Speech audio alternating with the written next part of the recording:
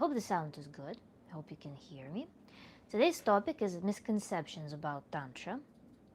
And also, I'm going when the audience gathers, when there are more people, we're just going to answer the questions. And who knows where this stream will lead us, to what topics. I wanted to talk about the misconceptions about Tantra because nowadays, with the New Age spirituality, with different streams of modern spirituality, different pursuits, as we discussed in the previous stream where we talked about spiritual life as an escapism, spiritual life as the method of control, and so on, modern spirituality turned into a very interesting phenomenon. Perhaps it's always been this way, but spirituality definitely can become something that doesn't have anything in common with its initial idea. And in general, when it comes to Tantra, would I call it spirituality? I likely wouldn't. Whoever is joining, please drop something in the chat to let me know if the sound works, please. Thank you. Would I call Tantra a spiritual school? Depends on how we define spirituality, how we treat spirituality, how we view it. It can be quite a custom term. That is why before we begin this conversation, it's important to agree on the definitions. Hello guys who just joined, please drop something in the chat such that I know that the sound is working. If I was to define spiritual life for myself, I don't know if I even would be able to bring up something that has any relation to the existing religions, to the existing global spiritual trends. Because to me, spirituality is perhaps feeling fully embodied, just feeling good doing certain things, feeling the creative flow through me, feeling connection, just feeling on my own path, feeling authentic, and walking my own path, and feeling the pulse of life. In terms of some school that I necessarily adhere to, I cannot name anything. I cannot append myself to certain external belief. Since childhood, I was very connected with my body, and this is why spirituality in my mind is indivisible from the body. It's indivisible from the physical world. That's why I cannot pursue certain things that are completely separate from our reality, from our grounded reality. That's what forms my outlook of spiritual life, and this is why perhaps it's a difficult conversation for me to hold. And when we think about the spirituality, how it developed in the West, the post-Christian societies, and why I want to bring it up in the context of tantric teachings, is because Tantra was also used as one of the ways of seeking spiritual thrill. And when we regard specifically the Western post-Christian world, then this pursuit of spiritual thrill is necessarily tied to the culture. Hello, Manir. Hi, can you hear me? It's necessarily tied to the overall cultural trends, overall economic reality, and so on. And our reality is such that people pursue achievement. Our culture is based on the concept of achievement, on pushing oneself to pursue higher and higher experiences, to increasing the intensity of experiences, to overcoming our body as opposed to going in the body. And when the West adopts certain terminology from Tantra, they start creating another thing, just owing to the fact that Tantra is in general very creative, very liberal. It can be morphed into anything virtually. But Tantra can be used in certain schools of thought that are based inherently on the Western school of spirituality, on the Western economical system, on the Western culture around human purpose, when we actually have the concept of the purpose of the human, how we should function, what is the framework of success, some like definition of success. And we try to make our spiritual life, to make the spiritual school obey, in general fit, in the certain narrative and certain cultural code. So hello guys. I'm talking about the Western culture in general. There's Western world that is based on larger. Let's even name it not Western world but post-Christian world. So the cultures that were affected by Christian oppression, let's say, mental oppression, who were built on the basis of Christianity for the masses. So I'm talking about these cultures and how they regard the New Age philosophies, New Age spirituality, and how they adapt it to the established code of conduct that is based on the Christian, especially Protestant. In the US, where I live, Protestantism was one of the key religions that drove the cultures, that drove the attitudes, that was partially, that was very tightly knit with the economical system, again, of the economical system of achievement, of puritanism, of investing your efforts towards some bigger grandiose goal, and so on. I'm talking about that. So post-Christian societies start adopting exotic things. They start being drawn to certain exotic things, and obviously, since I pursue Tantra, I also was drawn to this exotic thing. I cannot dismiss that. But when it is done through some interesting outlets, it starts affecting. It starts kind of creating this attitude. When it starts being stretched onto the overall attitude of achievement, self-restraint, puritanism, it starts taking on those interesting forms. And one of the big things that I noticed were such phenomenon as semen retention, as putting a lot of mystical value, a lot of the ritualism into the intimate life, which are not necessarily in line with what tantric method, tantric school as a whole are about. So because those things, those impressions of tantra applied to the Western culture, read, like, the prime example of that would be David Goggins, who is the ultimate slave, who is the ultimate person who built an empire based on self-destruction, self-abuse.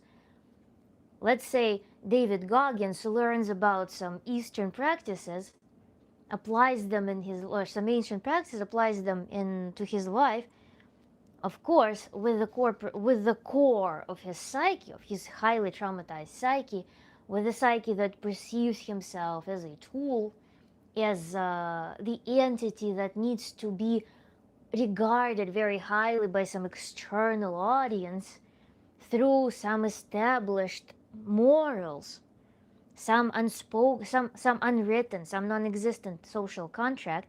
Of course, people with mentality of David Goggins will be using just any teaching you give them to keep riding this carousel, riding this roller coaster of self pressuring, of self abuse, of self restraint.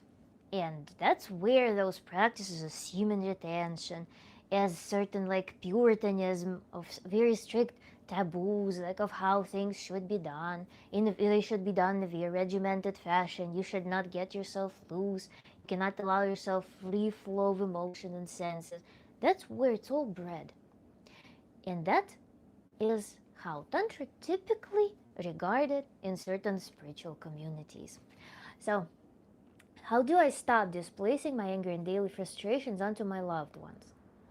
The tip for you would be to, first of all, we need to identify the source of anger to begin with and try to manage the issue, the core issue. Because if you have anger that you feel like you need to express, then there must be some precedent that causes it, that becomes a chronic problem for you. And then secondly, why do you feel entitled? What's your view of your loved ones? Why do you think that your loved ones are the proper target? What happens in your relationships that you feel like your loved ones are proper target, the proper object to pour your emotions into? That's another one. How can we find a better, first of all, how can we find a better context for your relationships with your loved ones? How can we build that beautiful garden as opposed to the landfill in the space of your relationships with your loved ones? And how can we more ecologically manage your emotions? So there are multiple streams of work that I envision for your case. What is Tantra? Tantra is, there are main definitions. Tantra is the science of, or methodology. I like the word methodology because Tantra is very practical. Tantra is the method of bringing yourself to your most optimal biochemical state through the union of your mind and body, your intuition, your senses, your emotions, your cognition. You unite yourself, you integrate all of the parts of your personality, and through that you achieve the most optimal, the most expansive, the most capable, the most enjoyable state of yourself, and you can enjoy your life. Hello, Kiva.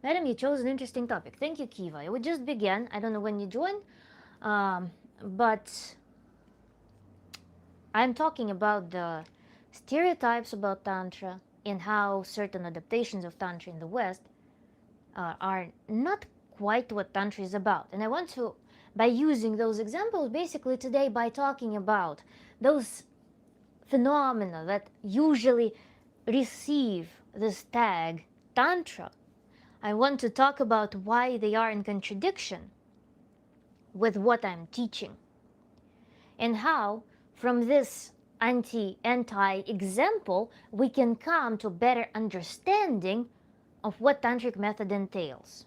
So this is the optics through which I want to shed light on this issue. Just joined. Perfect. Where are you from? I'm from Russia originally. And so the good example today would be, let's just take this notorious thing that's very common among people who are into spirituality, into ancient spirituality, ancient practices, into this balanced world, balanced new age thing, pursuit of harmony. Somehow, such practice as semen retention infiltrated the minds of people who find themselves appealed to the topics of sacred sexuality, who find themselves appealed to the topic of balancing physical and spiritual. And why this practice is inherently not tantric, despite the fact that oftentimes it's used as one of the tantric miracles.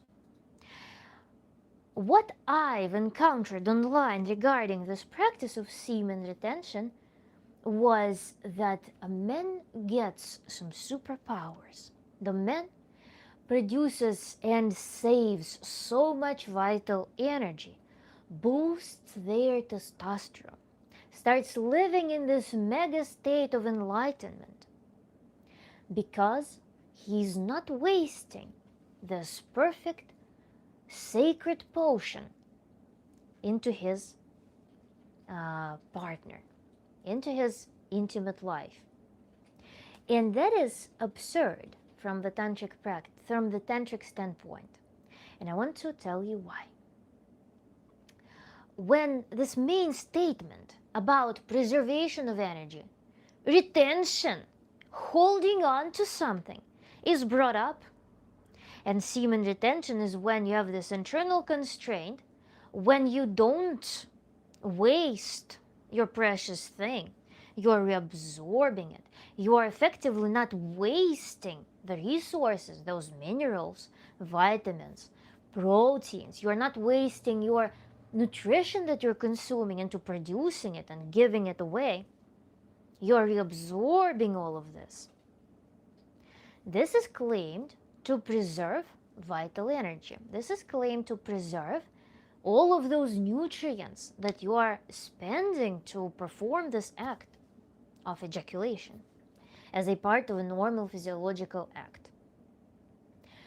And the first question that I always have, if a man has resources, has libidinous energy, so the man produces enough hormones to sustain an intimate act, to desire an intimate act, the man is well rested, so he can do this.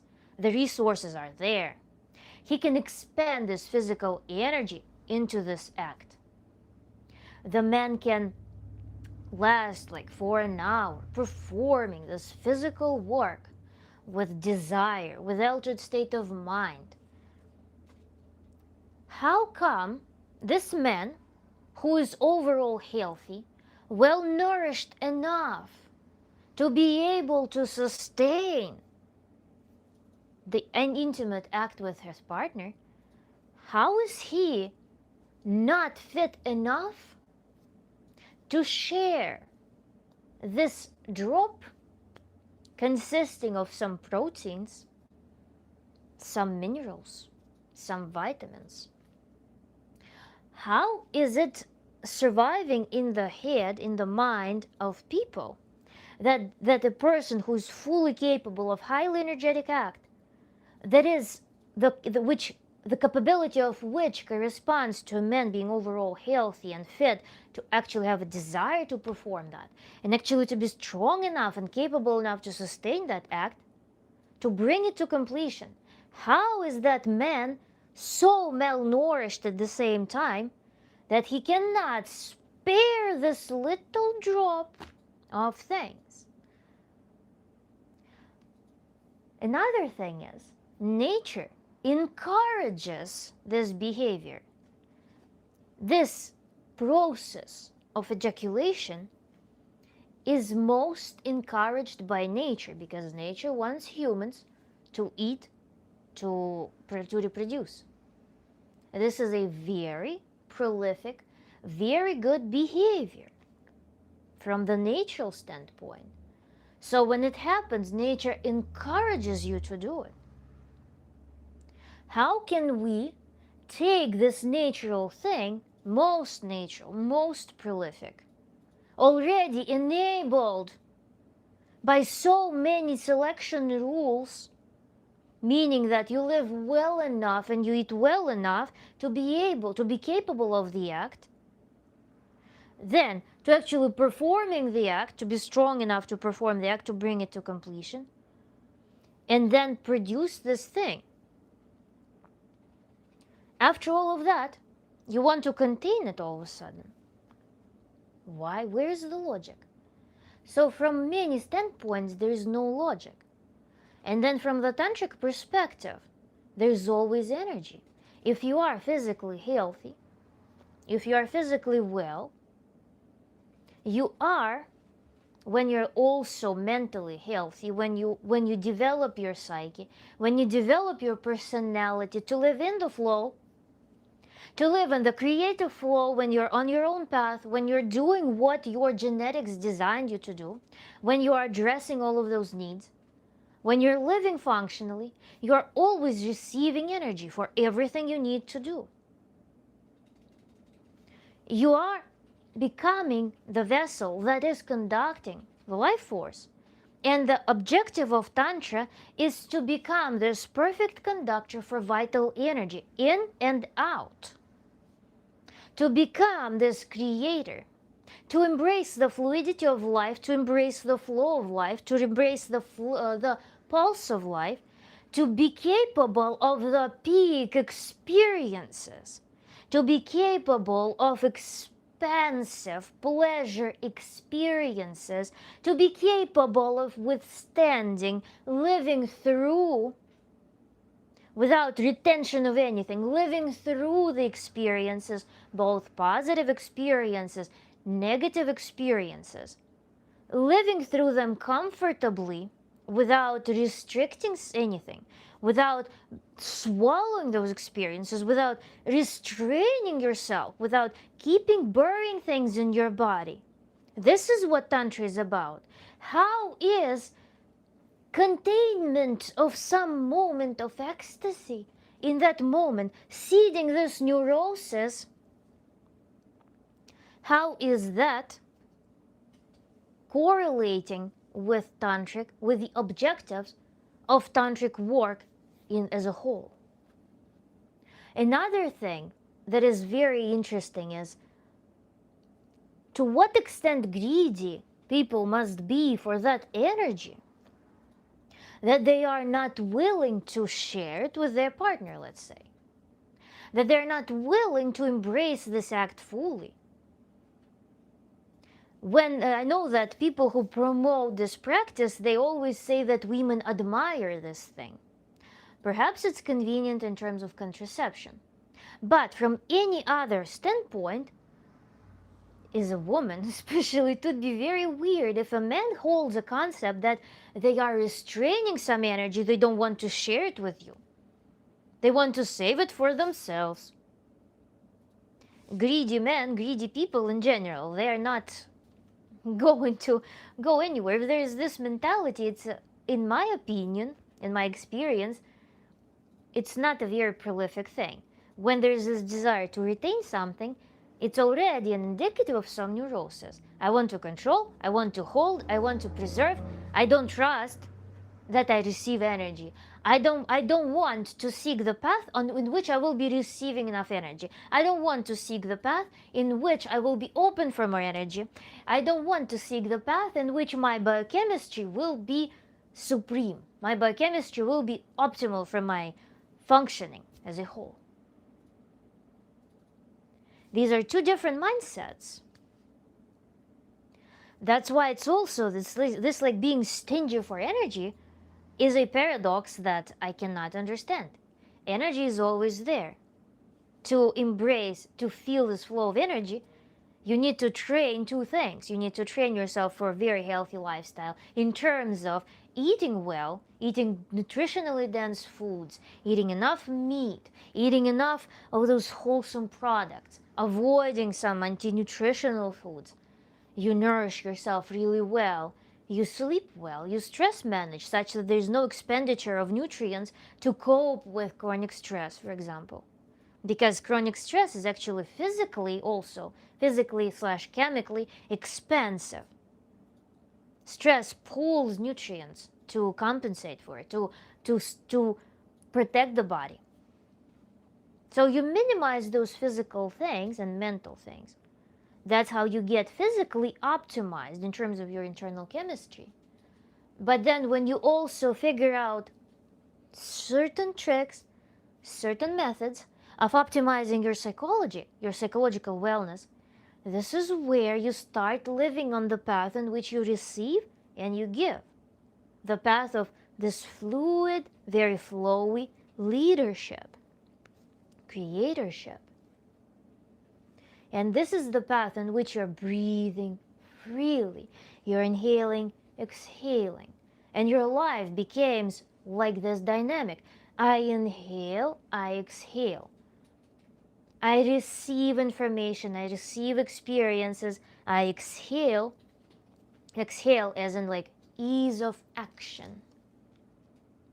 This ease of doing what you want to be doing. The ease of creation. And when we think about any practice that is, nope, not gonna give it, it knocks you right off of this flow. Especially when we're talking about such ecstatic, dissolving, completely even transpersonal, between the world's experiences of intimacy and the peak states of intimacy.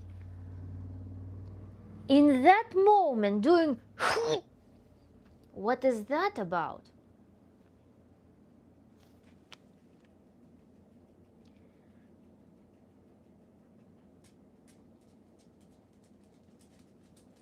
I'm so lost, I'm sorry. Like you're against or for semen retention? I'm against. I like your mind and how you operate. Interesting from Kiva. Good, Kiva, thank you. I don't know what's going on, but hey, what's up? You'll get the gist. Damn, you're like a smart model face. Thank you, Johnny. So you're for semen retention? No. How did you derive that? I just was explaining things. I don't understand how you derived that. As always, madam, your wisdom is appreciated. Thank you. Enrique, hello.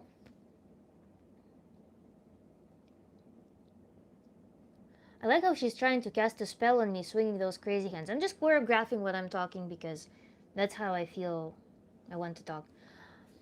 I'd give all my energy and possibly being to a beautiful woman.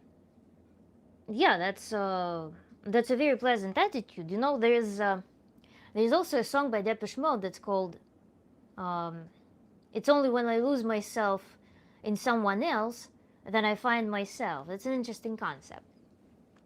Stress kills, yes. Madam, your expressions and energy brings the points across in a clear, understandable way. Thank you, Kiva. All my misconceptions about Tantra are Sting's fault. And that's actually the thing.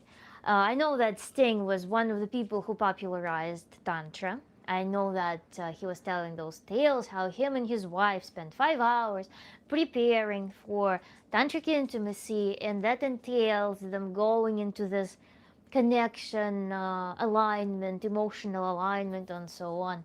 I know that that's the thing. But again, tantric sex is a part of tantric life. It's a part of tantric functioning in which you're primarily fully embodied. And when you do not have conflicts with any parts of your body, when you don't have conflicts with your rational, with your emotional, with your intuitive, with your physical, everything works together. And when you bring the partner there, primarily it starts, of course, with a dialogue. It starts with alignment on all of those levels in which we can openly discuss things. And then, when we start exploring tantric intimacy, there is a lot of creativity that can be exercised in this process. It's not some single formula. It's not some magical thing, you know. I saw that's actually funny enough. It's not the part of tantric training at all. When people sit in lotus pose for 1 hour, breathing together. I have a very funny book about tantra for women, tantric orgasm for women. And that book is notoriously crazy, in my opinion, because it gives such recommendations that that are not in line with anything that I studied. And I studied Tantra from a person who has PhD in sexology, in clinical sexology. She is a professional in sexology primarily. She has academic education in this field. She has a ton of practice in this field. And Tantra is one of the schools that she decided to embrace as well because of her appeal to Indian spirituality in the beginning of that. But then also through this very practice-oriented, very systemic approach. So Tantra, in my view, is one of the ways of delivering, on the one hand, the sexual part, on the one hand, exploring the modern sexuality knowledge, the science of human sexuality. And on the other hand, it is the whole system of life that also is the basis for a lot of the things that we observe in the modern psychotherapies and psychology. So it is an amalgam of those things, because again, it doesn't regard the human as a divided thing. You know, in America, dentistry is not a field of medicine, officially. What are we talking about? Dentistry is not a field of medicine, when mouth being a part of the head. So with this mentality, it's very easy to separate mind and body. Go to a therapist without regarding the body. It's impossible. They're in integrated system. We are an integrated system. That's why Tantra is primarily, again, the system of integration. So when what was I saying about how to bring the context of Sting, how to bring the context of those tantric practices. In that book, as a tantric orgasm for women, I remember they were proposing physically impossible things and focus on very specific localized items, very localized actions, breathing with each other's breath, for example, then using flaccid organs unprepared, without proper arousal, without, I don't know how it was supposed to work, like literally sticking in flaccid body parts into female body parts. Prohibition to use external female sexual organs as a part of sexual game, sexual interaction, because it's masculine. It's a masculine approach. It's not feminine. Then focusing on specific erogenous zones, but not the other erogenous zones. Who said that? Why? Why? This also goes against the whole premise of Tantra, the whole system of Tantra. When we start picking this, then dismissing the rest of the body, then focusing on some energy flow, some circulating energy in a very specific like area of the body. Are we sure that we are on the same page? Whenever I encounter those teachings, I oftentimes notice that totally not. I don't understand where all of those things came from. Because for people who are, for example, working their normal job, having this level of stress daily, pumping up, we're telling them to use the dysfunction to propagate the dysfunction, to kind of make the dysfunction work. How about we start with building function first? How about we go and look how we can build a better system? And that's such an important lesson for literally everyone.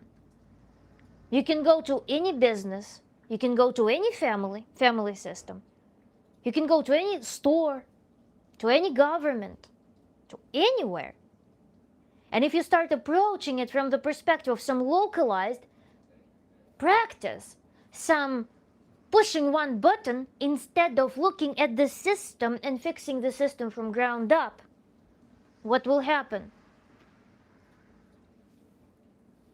There will be no function, there will be no stability. It will be just more anxiety. It will be just more, this will be some temporary thing that will at the same time keep enabling the dysfunction, the background dysfunction. When we take a couple who already, for example, exhausted all of their sexual repertoire, they will say, we've been together for 10 years, we tried literally everything, we tried BDSM, we tried all practices, now we're going to those clubs, we start doing this promiscuity, we go to those parties in which everyone goes with everyone, we just don't know what else to do, nothing excites us anymore. And what do we tell them? To go explore more people,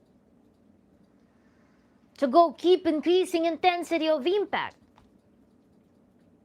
It's not gonna work because the system is not built.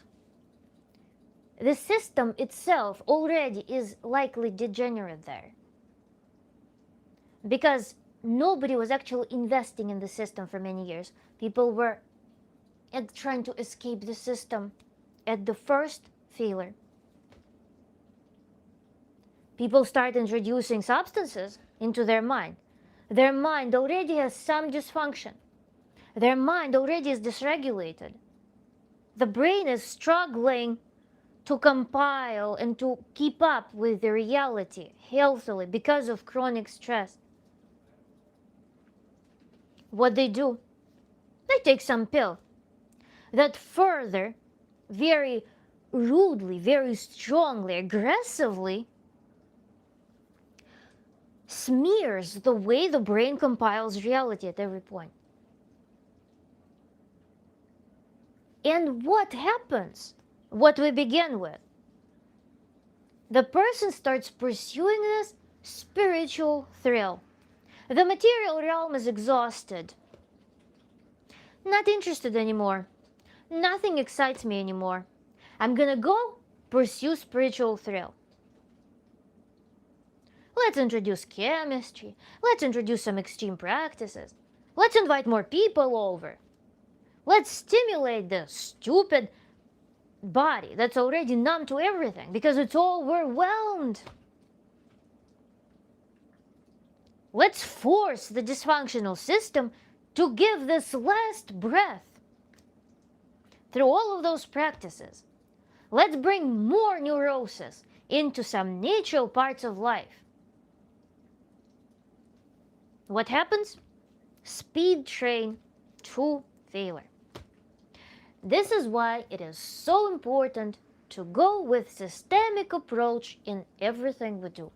This is why it's so important to always, when we make some decisions, choices in life, to actually do revisions, to start slowly, to go start with the ground point, which is our relaxed, peaceful body, quieted down, in which we are going to feel what we really need.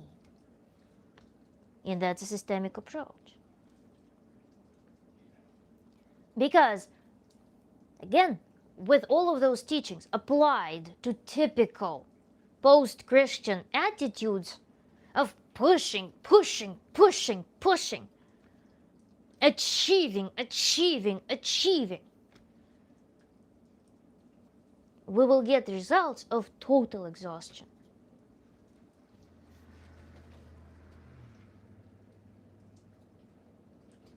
Is Tantra similar to the belief that life is a cycle? No, it's not. Tantra is unity between your body, your mind, your senses, your emotions, when there's no conflict inside of you. Plus biochemical health. Any advice on any good way to give up tobacco? Depends on what brought you to tobacco, what role tobacco smoking plays in your life right now. And also identifying the void that quitting tobacco will leave in you. How you can functionalize this void, what you can substitute, what you can fill this void with. Because if you just abandon tobacco for no good cause, no good reason, no inspiration, no prolific, forward moving reason, you will be having the relapses.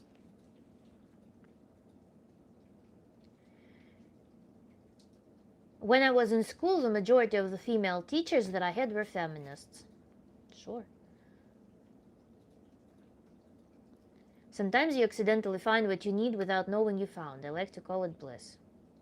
If you don't know what's going on, you will once you let the wisdom given just flow.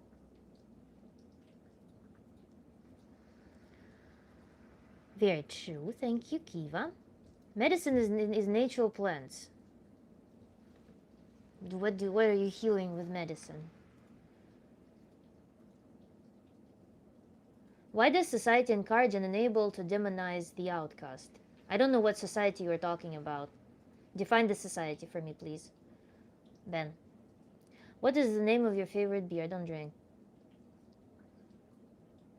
Hello, pretty lady. Hello, top troll. Beautifully put. Artificial chemical stimulus. Thank you, Ruben.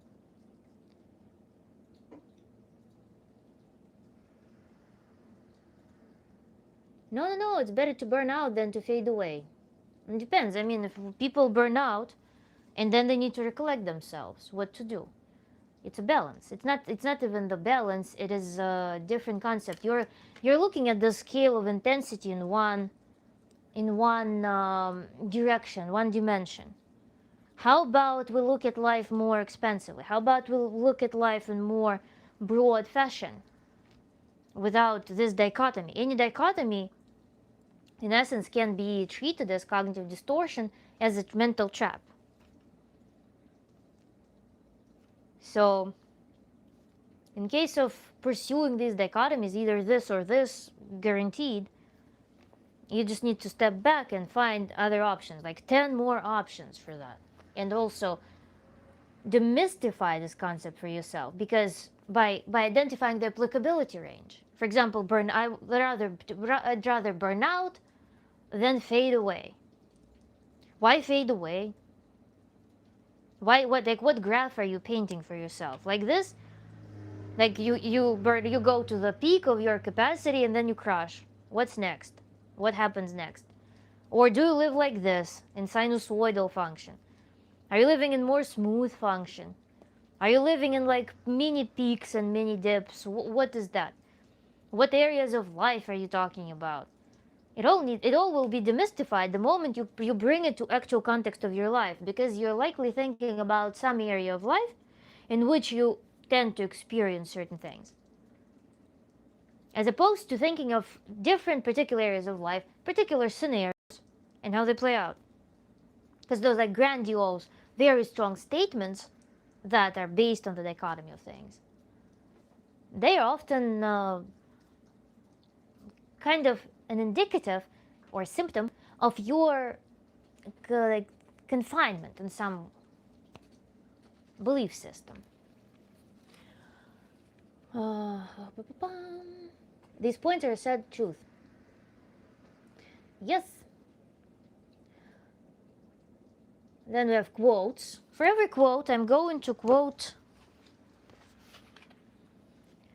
"But neither human resources, nor imperial munificence, nor appeasement of the gods eliminated sinister suspicions that the fire had been instigated."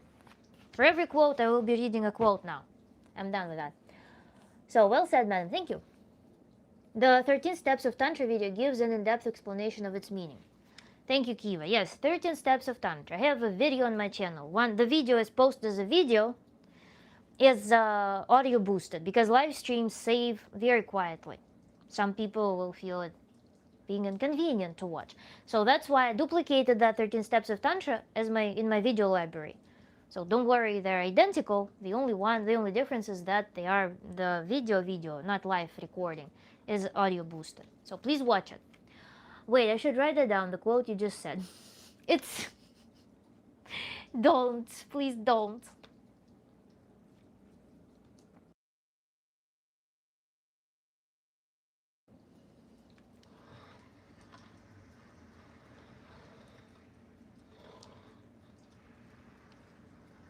And so we see this entertainment. We see this even in people who tend to protest against the system. People who go against the grain, who are rebellious, who are embracing the new world. The new, I don't know, there's like such term as spiritual warfare nowadays. Who try to fully embrace this new age. Without their own awareness, they're embracing the psychology of achievement. Or the psychology of comprising other extremes. So that's what I'm observing. And Tantra is the other way. Tantra is a way of recollection, discernment, common sense, combined with intuition, with addressing body's needs, being able to be relaxed, being able to be toned, being able to do everything in the way that is the healthiest, that is the most reasonable in a given moment. Being able to switch between experience A and experience B quickly. Being able to switch between the observer, and the one who experiences. Like this. Being able to be very political. Being able to be very expressive. Like this. And those are the skills that are being trained through exercises. Just like you work out at the gym. You perform exercises, or if you are, for example, let's do not the gym, but you, for example, go study some choreography. Choreography just has an accomplishment in the end. Choreography teaches you choreographic training, teaches you to be able to deliver very beautiful harmony, very strongly calculated, brought to perfection harmony, synthesis with music. You train for that every day, and then you see the result. You can experience the result. You deliver You train for the supreme, purest language of self-expression, artistic self-expression as a result. And you train that every day through training your body, your physical strength, plasticity, speed, at the same time your connection with music, the fluidity and emotional flow. The dance would be a good analogy to Tantra, because, and also the concept of observer and the one who experiences, because in the dance, you do the groundwork in the, not in the gym, but I don't know, in the dance school. Inside of this room, you train separate elements. You train your muscularity and stretch. You stretch your body in order to be able to accommodate this language, to become the perfect conductor of the emotional state right now. At the same time, with so much discipline, with this beautiful nerve that contains your emotions and expresses them in the most pure way that can induce something in the viewer, that you yourself feel like an ecstatic flow, because your body is ready for it. Your body is well trained to be the conductor of this flow of emotion. Your body is the perfect conductor of this melody, transformed into your movements. And you don't even think about it, because you train. And that's the behavioral training element of tantric work that we also need to embrace when we're going through the whole course of Tantra, as described in video 13 Steps of Tantra.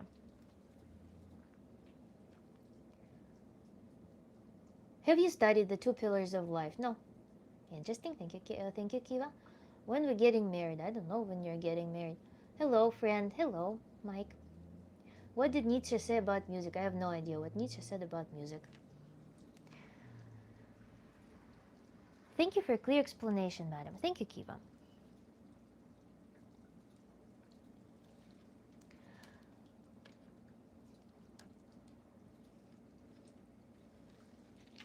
Does it mean, however, that, for example, a person cannot get the flavor of Tantra, of tantric intimacy, without any preparation? Is it true that if a couple comes and they're like, they want to try something, what Tantra is, the flavor of it, does it mean that I will not be able to give anything to them? And I will be like, no, guys, we're going to start with training our focus. So please put 2 objects in front of you and begin transferring your focus from this object to this object. Does it mean that a couple will leave my office or the online session with me without any instructions for how they can enrich their intimate life by implementing the tantric work? It doesn't mean that. There are things that can be given to the couples without any preparation. And interestingly, those practices alone will have a very powerful therapeutic effect, because they will suddenly open them up to the possibility of interesting dialogue. Actually, remember, we had this live stream about creating the controllable space for incorporating new experiences.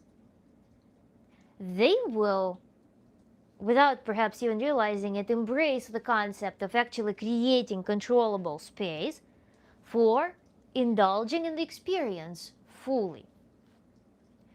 They also will explore that their body is much more than usually participates in their daily life, that their body's senses are much more interesting, much more diverse than what usually happens in their intimate life. There's a beautiful practice that can be given to even beginners that empowers them to explore, that empowers them to treat their intimacy in a much broader and more creative ways than they're accustomed to, that makes them escape their habitual scenario of intimacy and brings them into the space in which they're novice again. And moreover, as I mentioned, which brings them to train the dynamic of how they can experience things when they are in control and then step out of that and surrender control, knowing that surrendered control will last only a certain amount of time. So even the practice of surrendering control will have the element of this controlled environment. That's a very powerful yet simple to perform practice that changes people's attitude and that makes them acquainted with tantric method as a whole.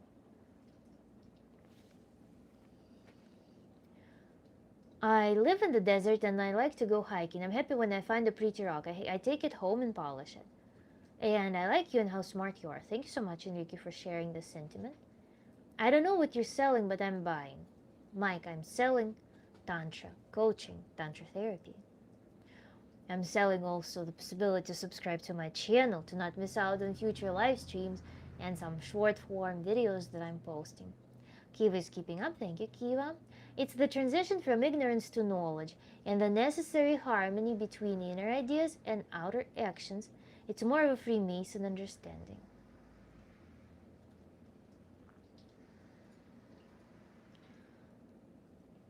Ignorance and knowledge, ignorance and knowledge, we always transition from ignorance to knowledge our entire life. So this process is not a step function. I think it's just an ascending line in which we constantly pursue knowledge.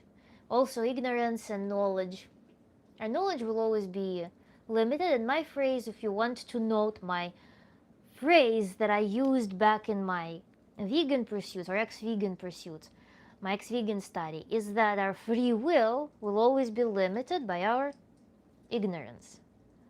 So we always can make choices only within the scope of what we're aware of. This is why, of course, it's always important to pursue more knowledge, to not stop in your development, to always excel, to always grow, develop, research, study. That always will be keeping you a novice, so it will always keep you in the state in which you can have some innocence, because you're aware that there is always something you're not aware of yet, which will keep the freshness of experiences, which will keep you happy, because the state of innocence is where the purest experiences lie. And at the same time, it will keep empowering you for embracing more and more responsibility in life, more and more leadership, which give you access to more resources, more flow, more energy, and a more interesting, very wholesome, very good feeling life. So that's why I cannot regard the step from transition from ignorance to knowledge as a step function. I would rather regard as either mini step functions throughout the entire life or as an ascending line.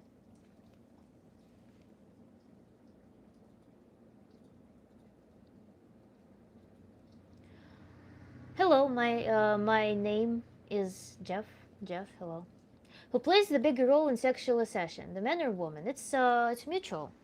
There's actually a rule of the game that any practice is performed one way, and then we switch roles and we do it the other way, such that there is never a soiling of intimacy with any element of transaction.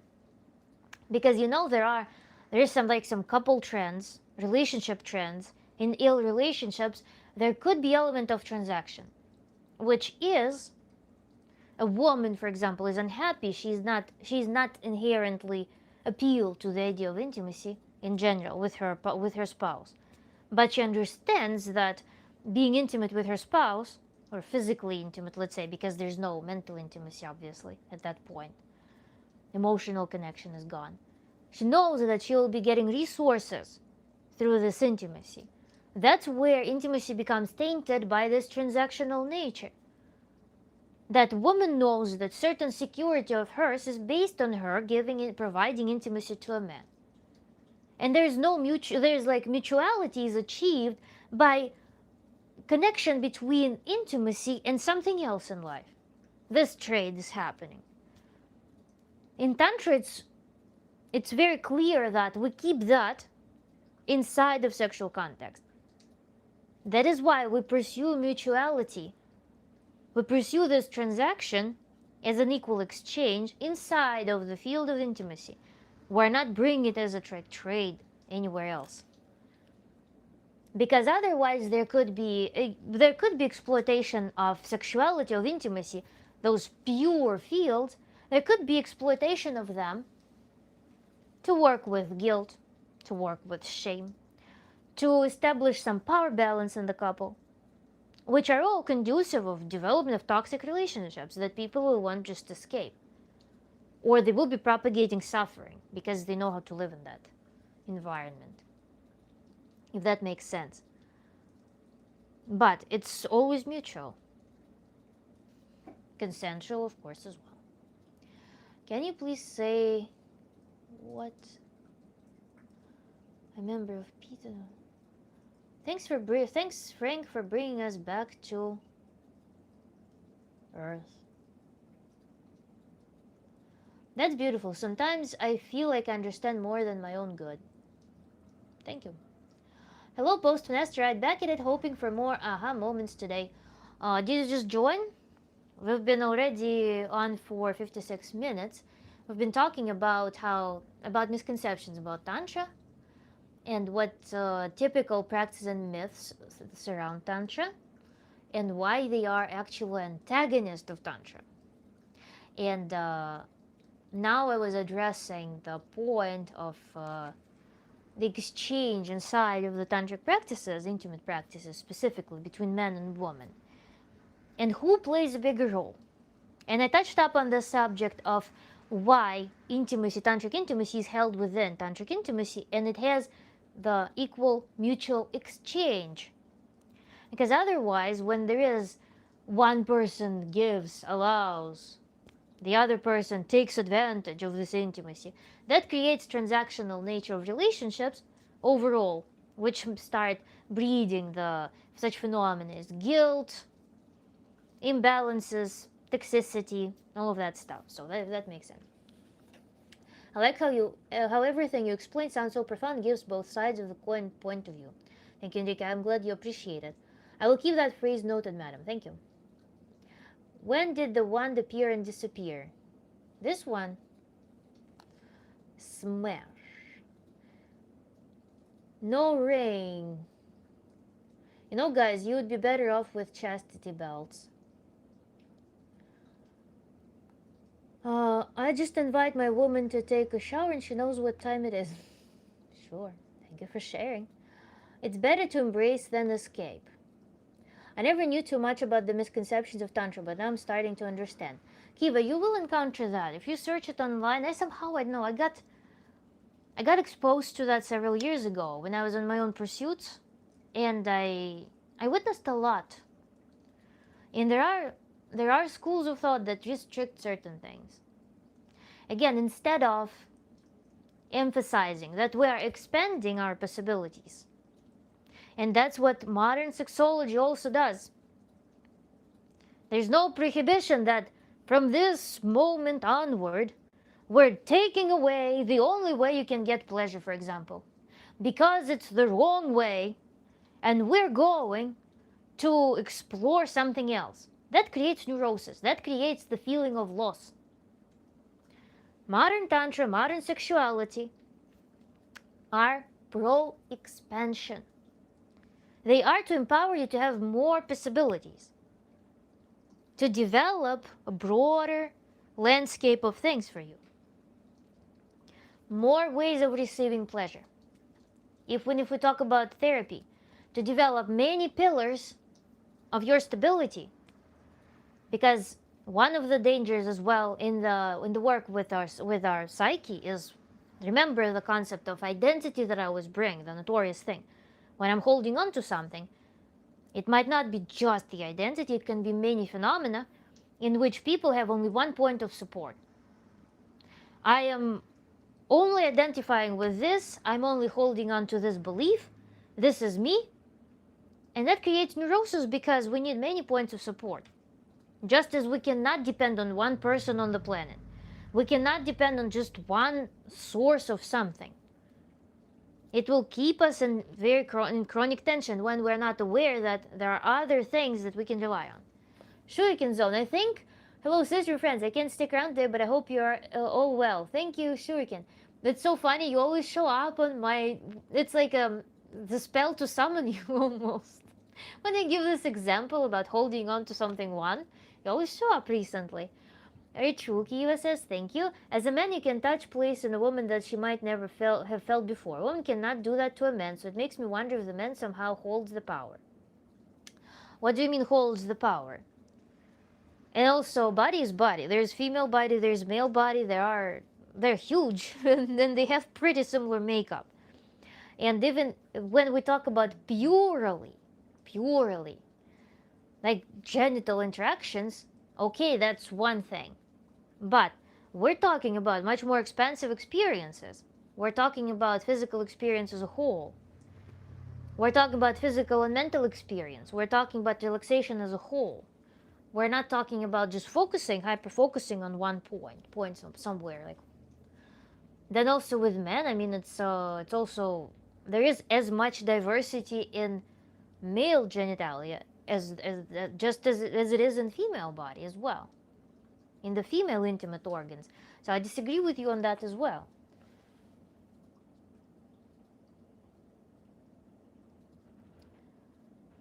Bye-bye, Enrique. Togetherness together.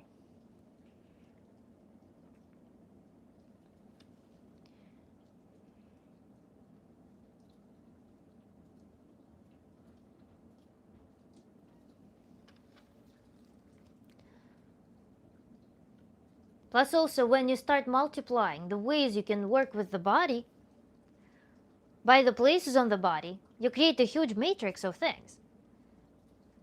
It will be quite a task to embrace all of it. So you just highlighted this another misconception, and not misconception, but some automation that people usually pursue into their intimate life that makes them feel stuck, that makes them feel like they're exhausting the possibilities for themselves.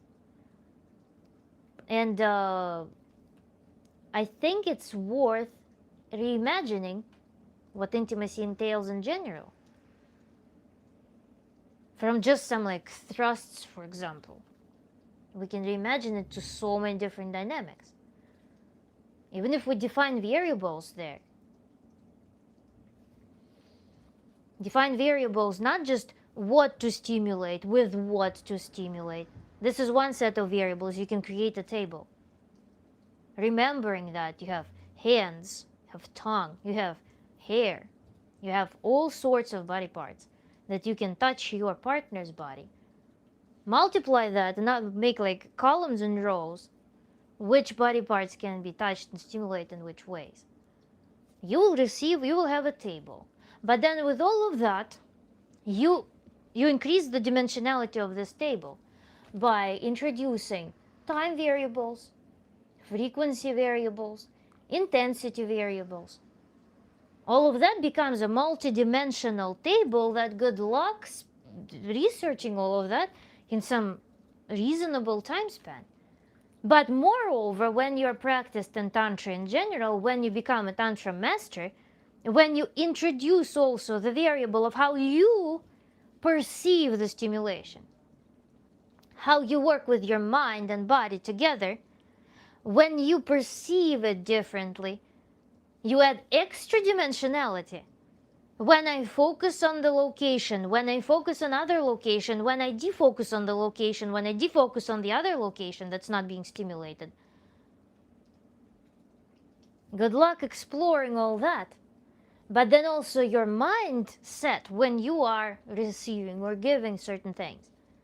Your mindset also, what energy, what intention, how charged you are at that point.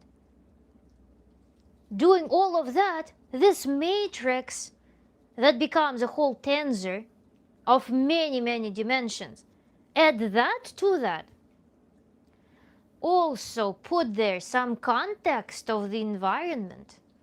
What context is that? What emotional background are we embracing right now? Is it melancholic? Is it joyful? Is it cheerful? Is it active? Is it more dramatic? Is it lazy and quiet? Is it very active? Music. Do we have a music there? Is it cold? Is it in nature? Like any scenario can play. Good luck exploring all of that. And there's no power balance, there's no power dynamics unless you want it to be so. So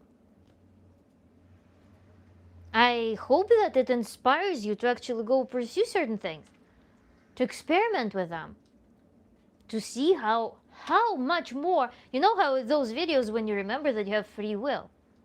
Remember that you have free will. Challenge, like, did you examine this point on the body right now or not? How long ago was this part of the body touched? How long ago did you put your attention to that body part? Something like your wrist. When was the last time your wrist was caressed? And how? In what environment? With what mood? Think about these things. Because intimacy, just like anything in life, becomes an automation. Remember, we were talking about the automations many times in my live streams. We build automations that we do not even recognize.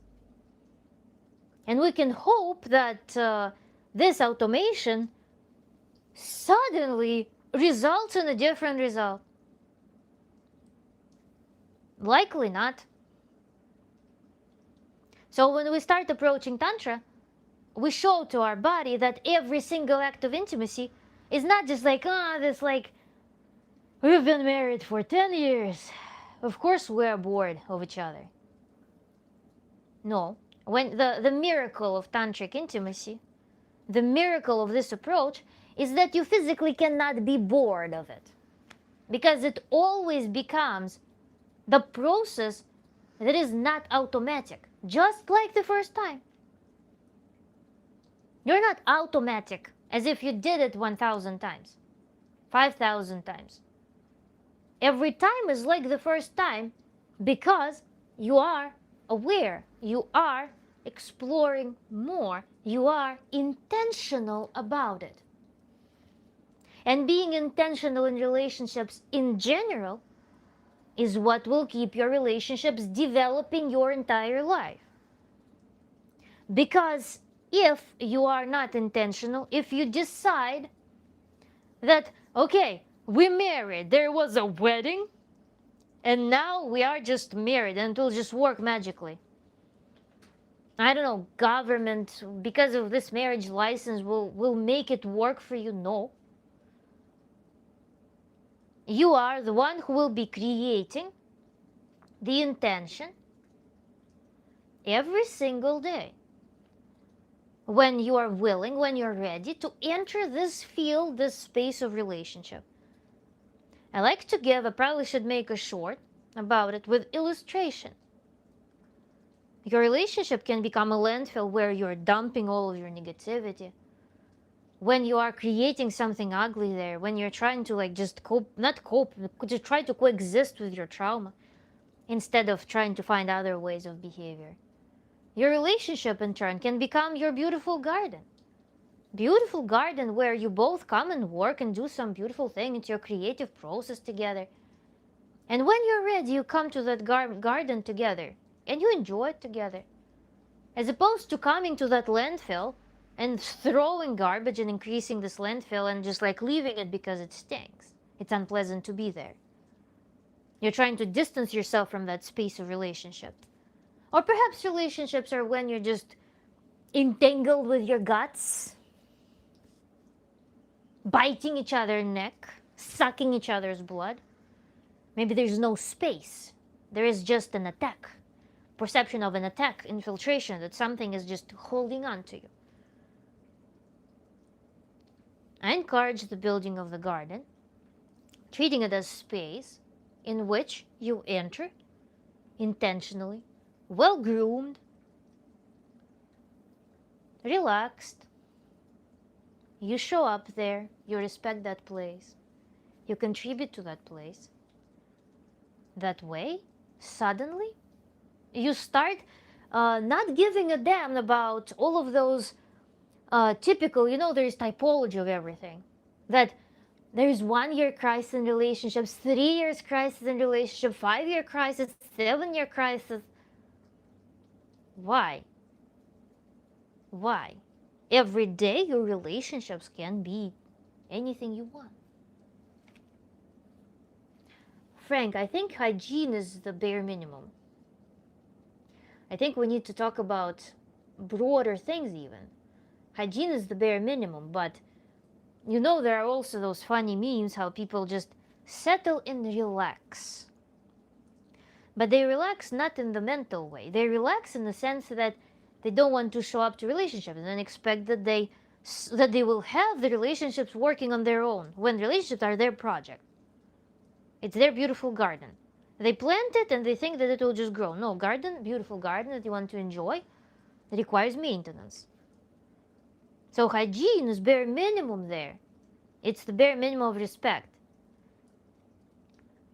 But just like events, certain celebratory events require, if there is a theme, if there is a desire to co-create the environment, for example, there's some carnival, people need to dress up. If you don't dress up for this carnival, if half of people don't dress up, they will destroy the canvas. They will destroy this environment that is being created by the hosts and everyone who contributes to it, who actually did show up in accordance to the dress code.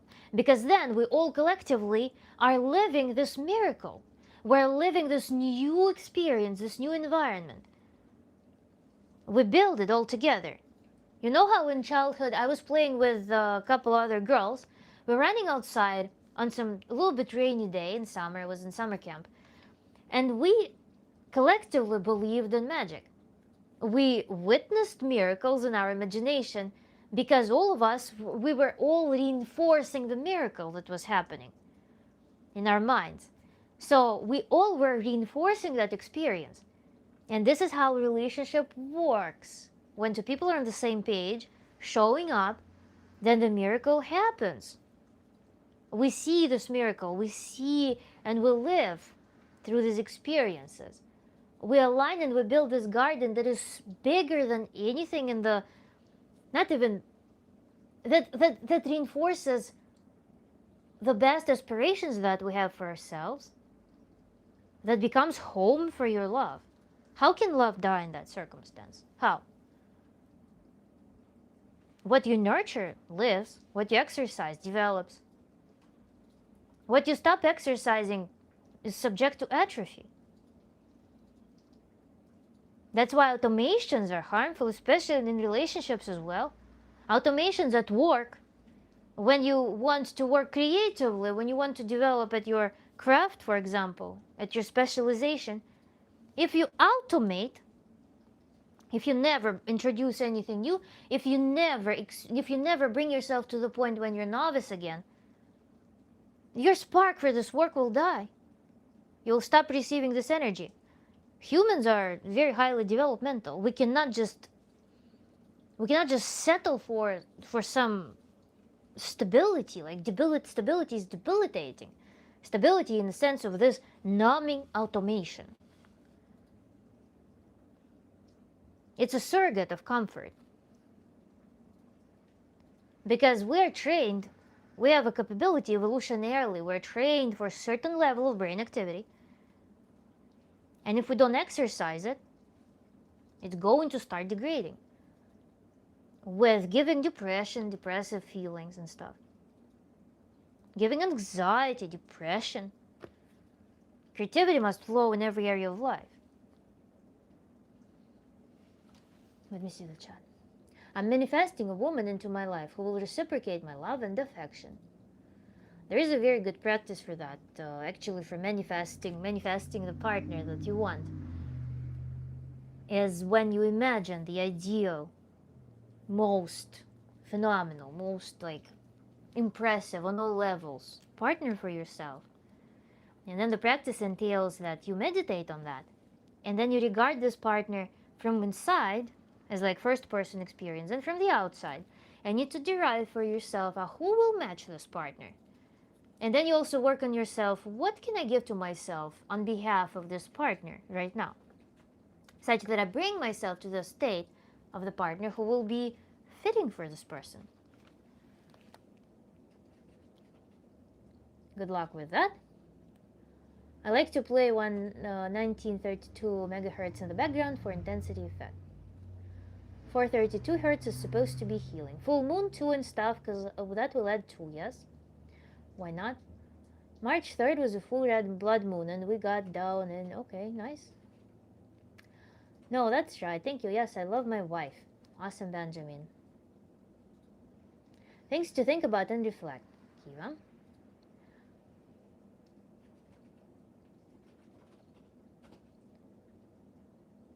I love you. You're the best. Thank you, Benjamin. You're beautiful. Thank you so much for your kind words. I'm improving my hygiene. I'm very lazy. So, yeah. Improving hygiene. What else can happen from that meditation when you are using the image, feeling of being enamored to that person that you're envisioning for yourself as a partner? What else can you get? You can get energy. You can get what energy, what demeanor, what actions I'm going to perform.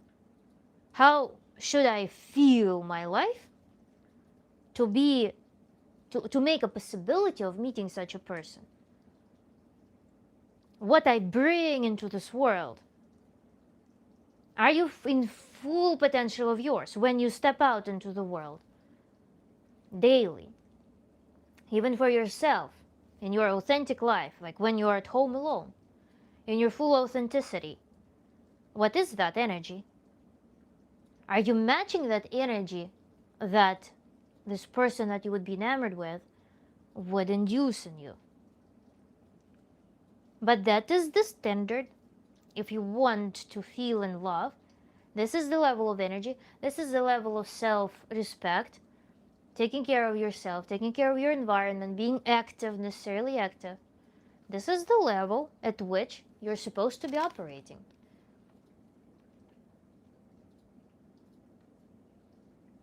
Hygiene gets you a conversation. Yes, that's fair. I am like a cold fusion battery of energy. I attract what I manifest and I give out my energy like pearls, but I don't throw my pearls to swine. Well, discernment is important, but it's good when you are, I guess, when you can direct your energy very efficiently. But energy also can give you a shield from certain experiences when you radiate omni-radiated, when you just live like that. You have to be careful. There are a lot of what I call energy vampires. They're there to just be vampires and suck your energy and give nothing in return.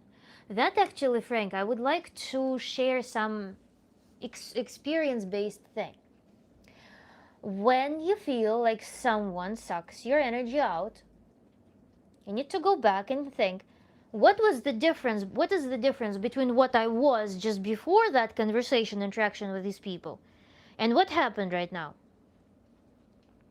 You need to observe this difference and find in your own self, you need to find the antidote for that. By finding inside of your mind, you need to find the state, energy state, your self-perception, that further translate into the system of actions that would make you not subject to that. In other words, how can you become bigger? How can you become more stable to these influences? And that can be found in your own terms. For me, it's becoming bigger because my reaction to those things is to shrink. So I found the antidote in the practice that I call a giant. When I go back and I inflate in my psychophysical space, I visualize how I inflate myself bigger than Earth. So I do hypercompensation in those moments. But as a remedy, I started using later. So when I use it as a treatment for this state, shrunk state, I was like, okay, I'm, for example, expecting certain conversation that will likely make me shrunk. I start practicing it amidst the conversation. And when I practice amidst the conversation, it also gives me this protection that I no longer slip into the unfavorable state. Yes, agreed. Remember, I must give permission in order for them to take my energy. I don't allow people to touch me, and if they try to touch me, I'll tell them not without my permission.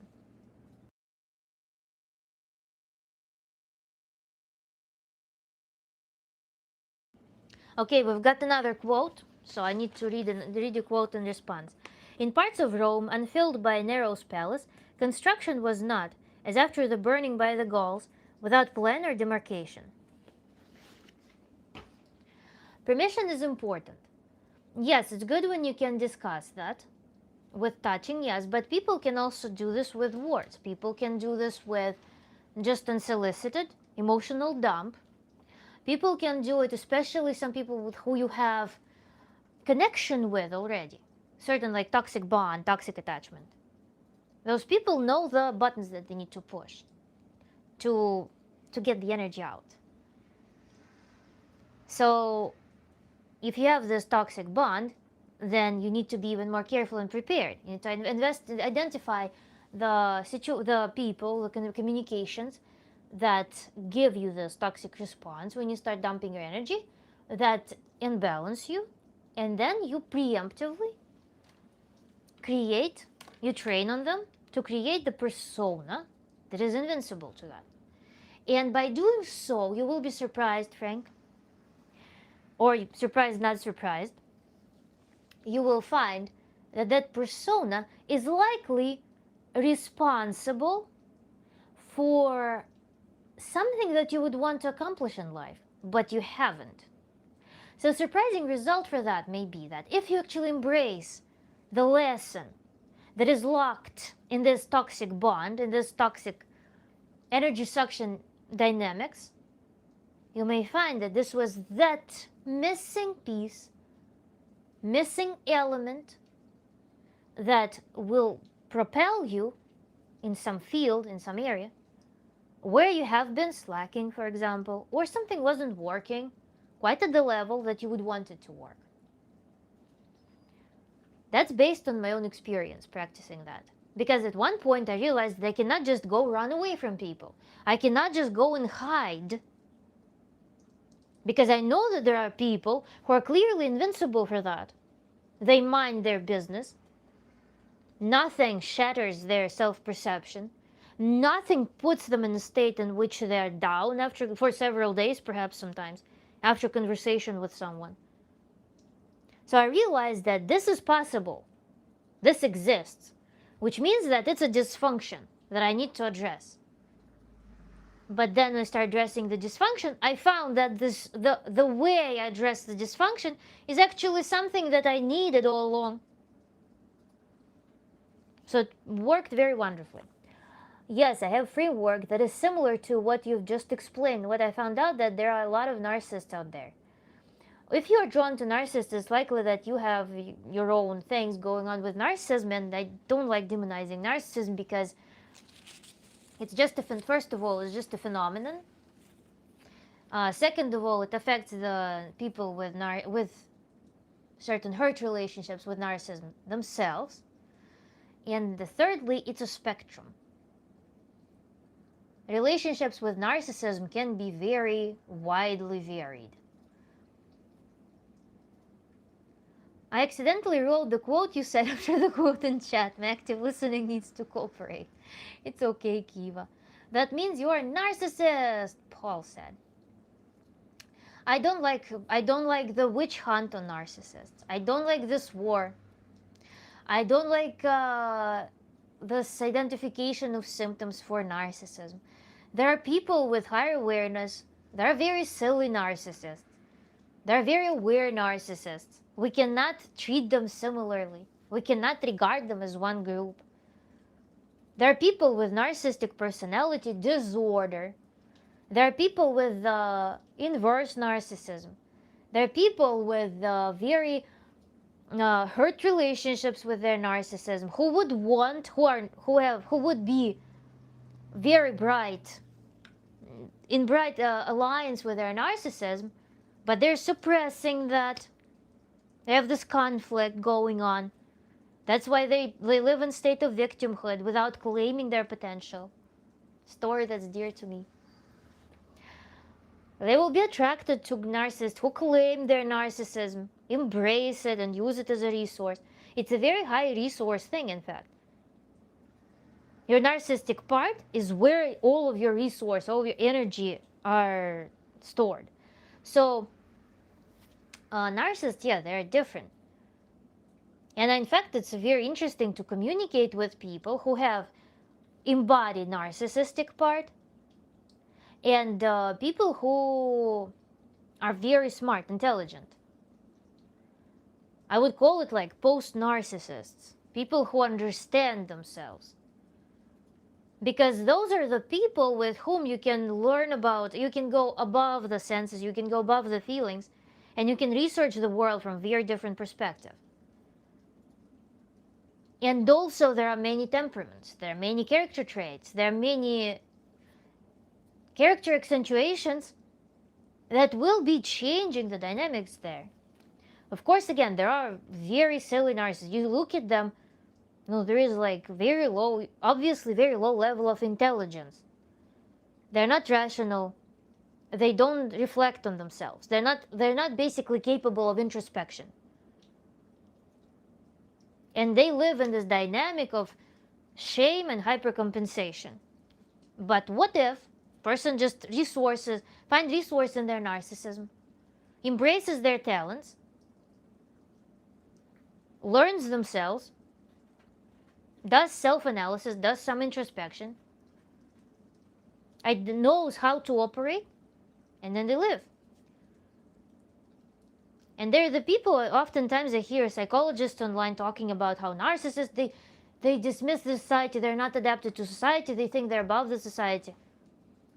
That to me is an empty talk, because society is not defined. What is society? Which society? Some narcissists are built with biology to help them sustain their narcissism. High energy, certain appearance, talents, or all of the above. So, what to do? It's likely that those people will be climbing the social ladder very, very strongly. It's likely that those people will be doing things that are kind of outside of what so-called normal people will do in society. So, it's a spectrum, and it's a very interesting thing. I would reframe it as not like narcissist, but your relationships with your narcissism. What do you feel about your narcissism? How you work with it? Is it functionalized narcissism? Or is it narcissism that, like a rock on your way? Do you like treat it? Do you like, are you ashamed of it? Are you trying to run away from it? It's pointless, because it's a huge resource. And it's, so to Paul's comment, I would refrain from labeling, and also Frank, I would refrain from labeling people narcissists. I think some people just can be called jerks. I don't know. Or people, you can call them also, I have toxic relationships with this person, rather. Because also, when you have a bad relationship with someone, you perceive someone as a jerk. There's somebody else who have very good relationships with that jerk.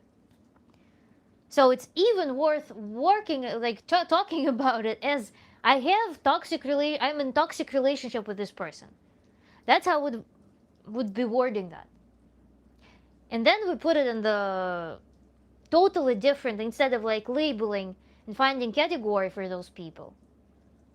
We give ourselves the choice of that, okay, I have a relationship now. I make a choice to either engage in this relationship or not. It becomes my scope of responsibility, how I interact with this relationship.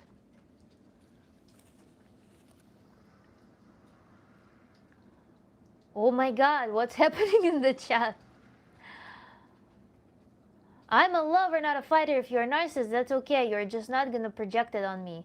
Just say it. Americans have screws loose. Paul, do you need a hug, or how about a Snickers bar? No, I'm a happy man. I'm American, by the way. That's great to hear, Paul. Have a Coke and smile. Interesting, Kiva. I'm an American too. I also identify as a Christian nationalist Republican. Do you want to know how to shut down narcissists? I actually agree with what you've been saying just now. You, the streamer, raw form. You're a cool dude, Frank. Agreed, madam. Thank you, Kiva. Jerks. Okay, I know this is a subject. Do you guys remember Steve Martin in the movie The Jerk? No. Great movie. Noted 36 pages so far. Awesome, Kiva. Keep it up. I don't know the movie. If someone knows the movie, please respond to Frank. I love how civilized your exchange was, guys. I love that. How you dissolved it.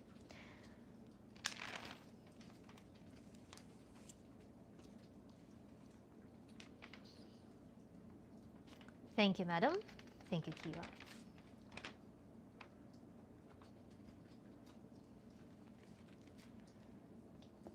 You know what? I started bringing my notes from Tantra to the streams, and it suddenly made me feel so like empowered, even though I barely revisit anything. I just look through them, and it's just pleasant to have some text, some presence, some informational presence in my space. So yeah, with narcissism, I think the new leap, because you know how a lot of people start making channels about narcissists, how to identify narcissists, how to be with narcissists, how to escape a narcissist. I think the new leap will be to recognize that narcissism is a spectrum, and it's just silly to group it all into one category. I like it. I also subscribe, which is highly unusual because just usually scroll throughout the day. But this is a good content. Thank you, Frank. I really appreciate it. Nobody responded to you about the movie. I think we all need to check it out. Hey, streamer, have you talked with many Americans, or what race do you study the most, if that question makes any sense? I don't study the races, just so that it happens to be that I worked with Americans mostly. Americans and people from China, Korea, several Indians, because I was in engineering field. So that was the demographics that I've been encountering most of my life in the US.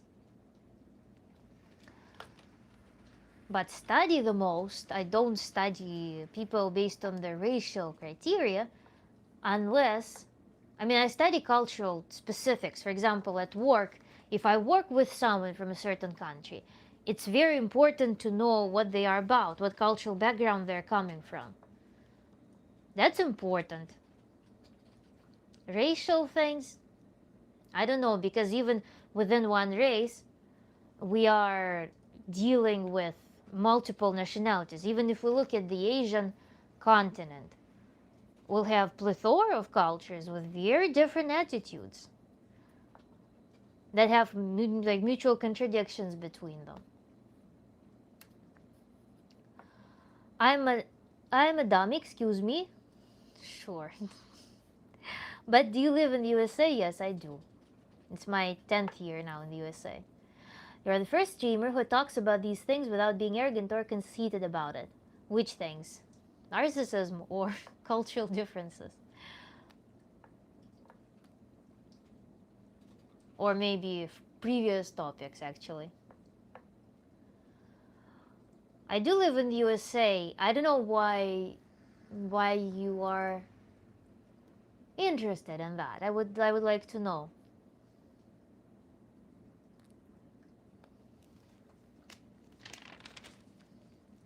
Long story short, I'm a law enforcement dad. My son's a San Bernardino County sheriff. So I know about the study of race pertaining to crime.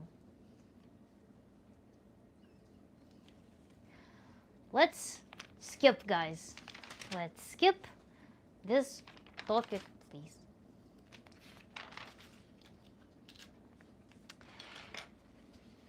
It's, the origin of that is clear because there is segregation, forced or natural segregation.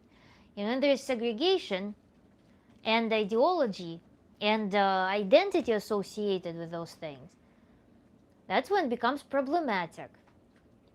Because when people are empowered, in general, it's when we discuss mass phenomena, I struggle to be entertained about mass phenomena because I love to solve particular problems. I love to solve when a person comes to me, for example, and they tell me their story. They tell me about their specifics. That's when it is doable to resolve it. When we're talking about the masses always will have a bell curve of people. That's why all of those gender generalizations, racial generalizations, cultural generalizations, they will just have different bell curve shapes with different peaks. But it all boils down to what we want to address, what we can influence, and what system we can describe most carefully, most precisely. Like good example would be papers about nutrition. They're nonsensical when they talk about statistics. There's no good way to set up an experiment that will give clean data. Same thing with certain social phenomena. Because we cannot take into account all variables and how they influence the system, because there are too many variables. That's it. So clean experiment is impossible. And then for all those phenomena, if we want to study causalities, then it also becomes a difficult thing. So just out of scientific rigor, I avoid those discussions about those systems. And that's why I prefer working with just individuals. Because everything else can be a speculation. And we can also be not aware of the causalities of certain phenomena.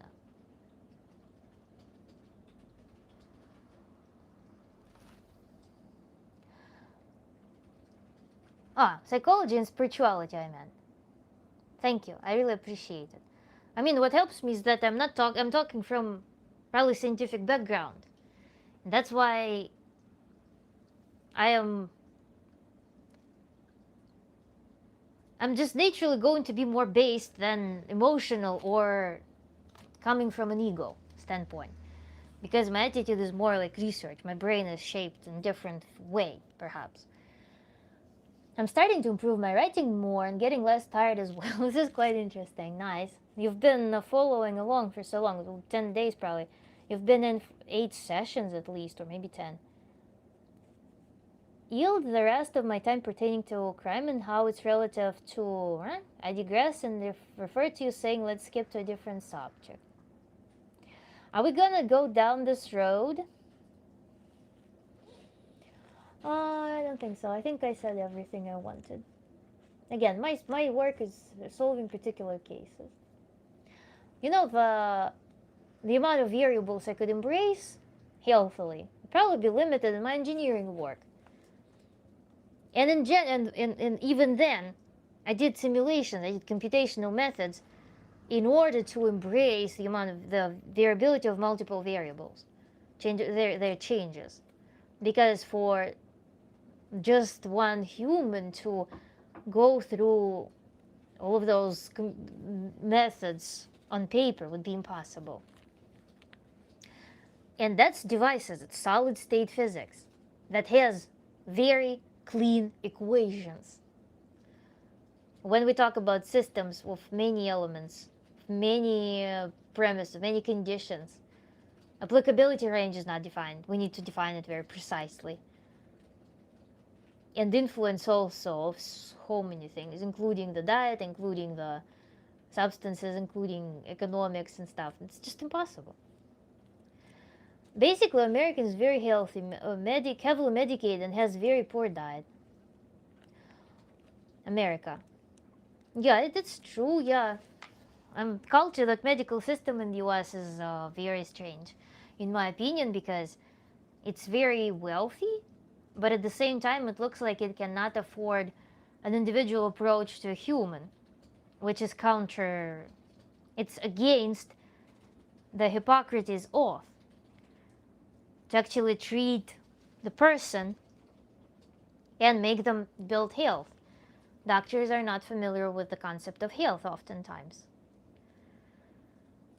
That's understandable. I've been in too many sessions, I can't remember. The level of spiritual evil that I've seen out in the field is beyond your imagination as an engineer. I trust you. That's why if you lived here, in a sense. Yeah, I live here, of course, yeah, and I understand all of these things. I can't, again, but at the same time, everywhere people, that's why I'm talking about mass phenomena, are such that we live in the environment with negative selection. There's a huge variability in the capability of thinking and analysis. Even people up there may have very limited understanding of certain things. And yeah, across the world, it changes a little bit. There are still cultures that are more tied to nature, that are more aware of nutrition, that are more connected with their nutrition. Because in the US, the norm for masses under certain, like, let's say, income levels, and even in the wealthy sometimes wealth doesn't buy people the idea that they can actually invest in good foods. The food quality is really, really disgraceful that people usually buy. So, are you the voice of Minnie Mouse? No, I never heard her voice, to be honest. Charles, hello. That's extremely negative. Yeah, the people who reproduce a lot are usually reproducing in very, very disadvantaged societies, disadvantaged groups. And so they just propagate the disadvantage that they're given because they're not able to, because they don't have a priority to help their children to adapt at the higher level. They just don't have knowledge that it's even possible. I was doom scrolling, trying to lower my IQ.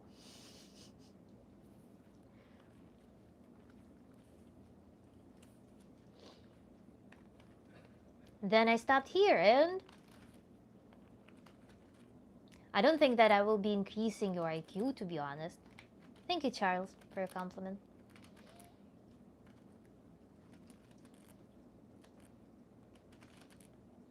Then got interested.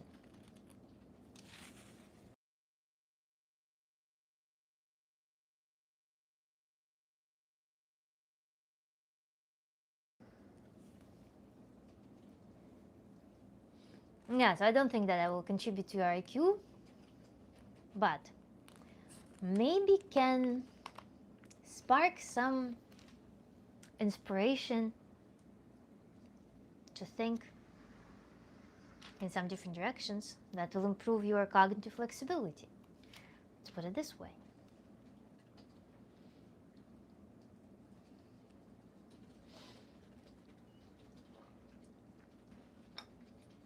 It would be really amazing if the US, with the amount of land, pasture land, and the possibility, the system, the infrastructure for producing high quality food, would be really cool if all of those efforts actually were put into establishment of high quality diet culture. It would be really nice because every nation that preserved their heritage, they have very beautiful culture related to food. And Americans, with such an influx of different people, could embrace that not in the plasticky fashion, but in a more deep-rooted fashion. But at the same time, again, I understand that the masses will not be interested in that, just because of natural variability.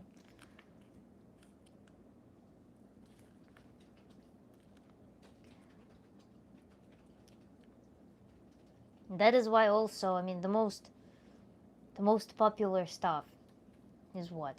Most popular stuff is very easily digestible, very like easy, quick gratification thing. And I told in my streams too that modern technology will be only increasing the split between the elites and people who are less strategic.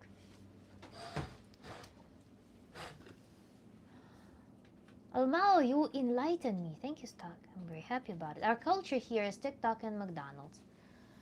It's different. Culture in general was never meant to be for the masses. The fact that everyone can travel and go to some gallery or some museum is a very modern phenomenon. Culture was always conveyed more in the high society, who had a lot of leisure time, and at the same time, they were surrounded by a culture.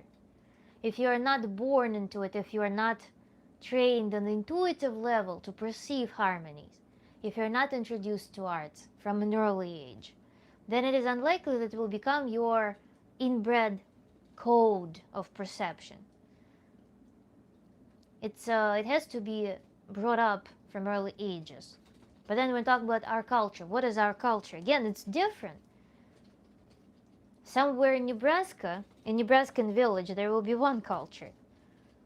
Culture in New York City will be very diverse, and there will be the items that are very high taste. There will be galleries with classical art where harmony mattered. So we cannot generalize it either. There are things that are objectively beautiful. Objectively beautiful meaning that they correspond to our perception of absolute harmony and giving us ecstatic experiences.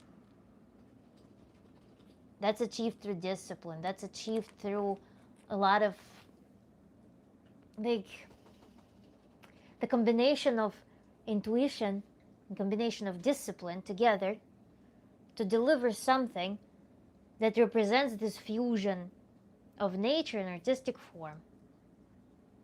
Some meta-harmony, meta-nature. And that's inherent to classical arts. Everything else, every other, like trial and error, some spontaneous arts, some new quick things, are going to be fleeting as a lacking substance, because nothing that's devoid of discipline will be long-lasting. My theory in general, my view of the world is such that nature had many billions of years to... Let me sit more comfortably. I'm kind of tired. Oh. Nature had many billions of years to go through trial and error of different things, different options, to build the world that we live in. So our nature, it was like many elements were bound together to assemble into a harmony. It was bounced over and over and over and over to find a combination of things, combination of molecules, that would produce this ordered thing, ordered world of so many elements. And when we talk about human harmonies, our pursuit of harmonies, we use some natural elements. We study the discipline instead. We study a lot. Because we do not have billions of years in our lifetime to find the harmony through trial and error. We find the harmony through discipline. And when we talk about things that are devoid of complexity, that we know through nature, through exposure to nature, because our mind is natural. Our mind came through from nature. Hence, it has the imprint of natural harmonies. If we live in the embracing the complexity of nature, if we don't stay away from it, if we don't hide ourselves from it, if we don't mute this experience. So it's also a very tantric theme of the balance of dualities. Just emotion, just to throw an emotion, see it as some, derailed guy under influence screaming on the streets and urinating like in all directions. This is emotion without any discipline. It's destructive. It's perceived as a threat. It's perceived as something very unpleasant, something repulsive, shocking, disturbing. When you take emotion and when you bring it into the disciplined action, that's when it starts looking, that's when it develops this nerve. What would be a good example there? It's when you look at some refined metal with a very refined gemstone together. And that's when you see this nerve. It gives you emotion because it collides these two worlds. I can cry, like, I don't know, maybe I'm weird, but I can cry in front of the painting because I can feel the nerve in the painting. I know that this discipline was an act of love. That was an attempt of an artist to capture the feeling of love to the subject, to beauty. And makes me cry. It conveys the emotion through the perfection of the line, through the perfection of the language that is communicated there. The poetry as well. The discipline in the words, in how they're assembled, suddenly starts channeling emotion so purely that it becomes a very deep experience. In Tantra we talk about this as well. How to balance the discipline, how to balance the emotion. Sometimes it can be communicated through feminine and masculine. If you separate them onto different poles, like emotional is feminine, rational is masculine, which is quite arbitrary, but for many people it will resonate. You balance these two things, whether you're a woman, whether you're a man, doesn't matter. If you want to be the creator, you have to have and be able to use both of those components. Because men oftentimes, it's not just ingrained in men by nature to be not emotional. It's rather ingrained by society that emotionality is attributed to this gender, rationality is attributed to that gender. And then there are like millions of coaches who teach men and women to communicate because they mutually have concepts about themselves. They prohibit themselves this much of self-expression. They prohibit themselves to meet in some point of vulnerability. And what if we find our harmony, reinforce our features, reinforce our rational if we tend to be emotional? How about we implement this discipline and balance it out? What if a man who is trained to be rational learns to find that their body can be dancey? They can be very fluid in creativity. That thing will create monstrous power, monstrous creative power, in which you don't have any authority, external authority. You don't need permission. You have no barriers on the way with self-expression because you embody it all. The path just paves through that because your rational builds the structure in which your emotional can flow. Just like in the example earlier with dancers. You develop your physique to be able to conduct the emotion, to be able to paint music through movement on the stage.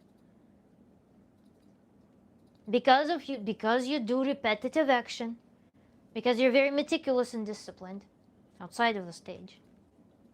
And your body becomes perfectly fit for that.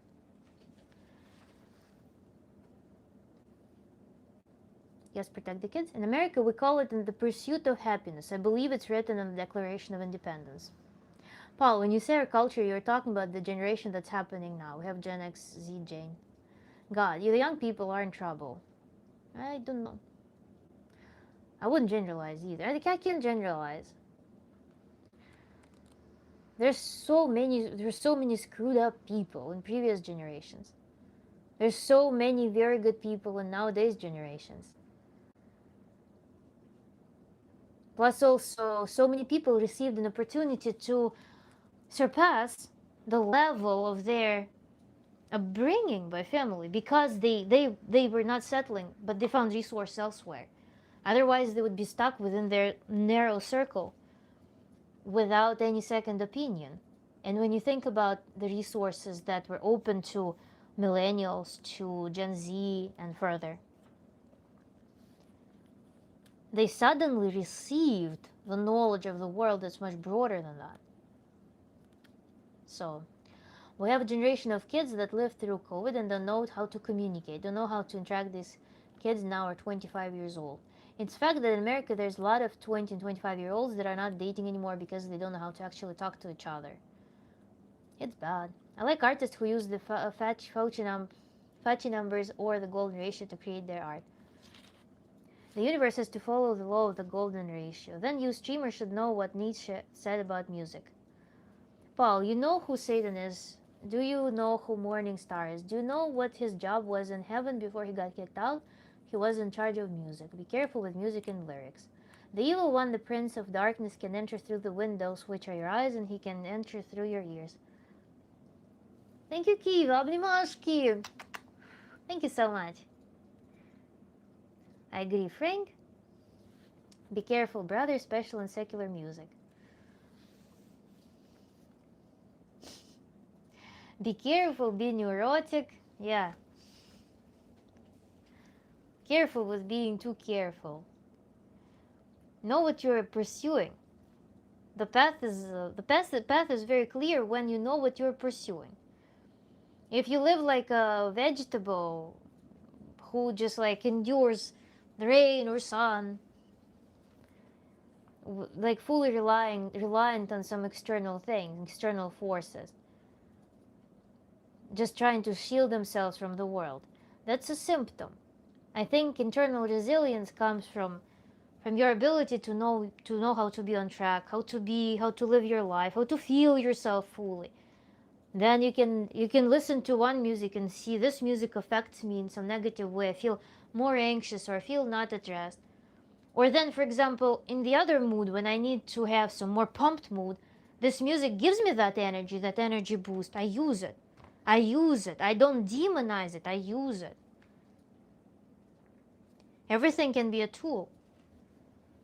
So, as long as you perceive yourself holy, and as long as you know what you're doing and why you're using the tools, why you need the tools. Part of your personality can be tools. You can have that internal jerk, and you can use it. Sometimes you need it.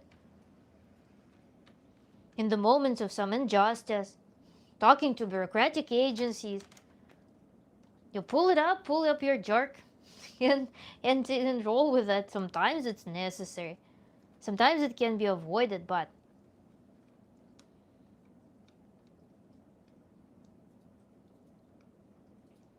everything is a tool.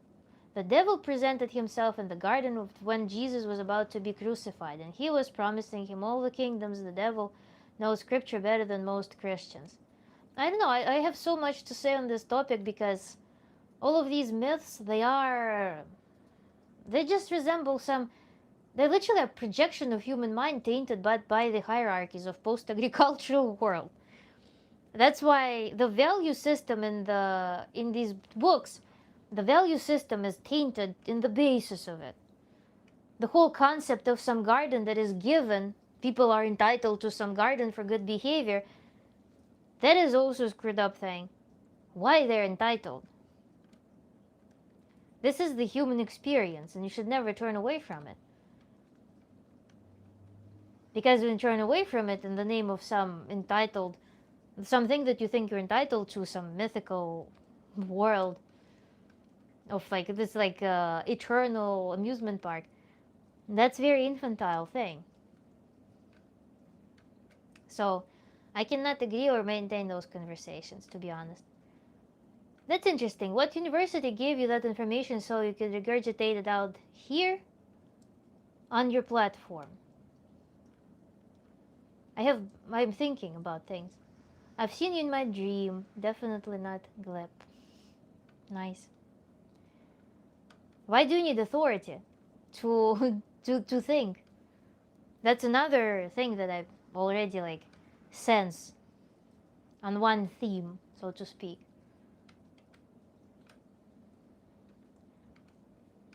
And then the whole talk about how people are globally affected by something, how people are misguided, how their masses are misguided. Generalizations, they're all in the same theme to me. Do you know how many people you just offended by saying it's mythical? It is mythical. Where is the mercy? Where is the grace? Where is the love? Where is the understanding? I understand it. I mean, you think that I'm saying it against you? That's how you perceive it, and unfortunately, it's not true. So, if you perceive it as such, then I mean, perceive it. Life is the university, yeah. Great wisdom. Thank you, Kiva. Absolutely adore your wisdom and knowledge. Thank you, Leslie. Do you know that God loves you? Do you know have a relationship with Jesus Christ? Not religious, a relationship because religion is dead. I don't want to discuss my spiritual relationships with God entities, because it's my very personal life.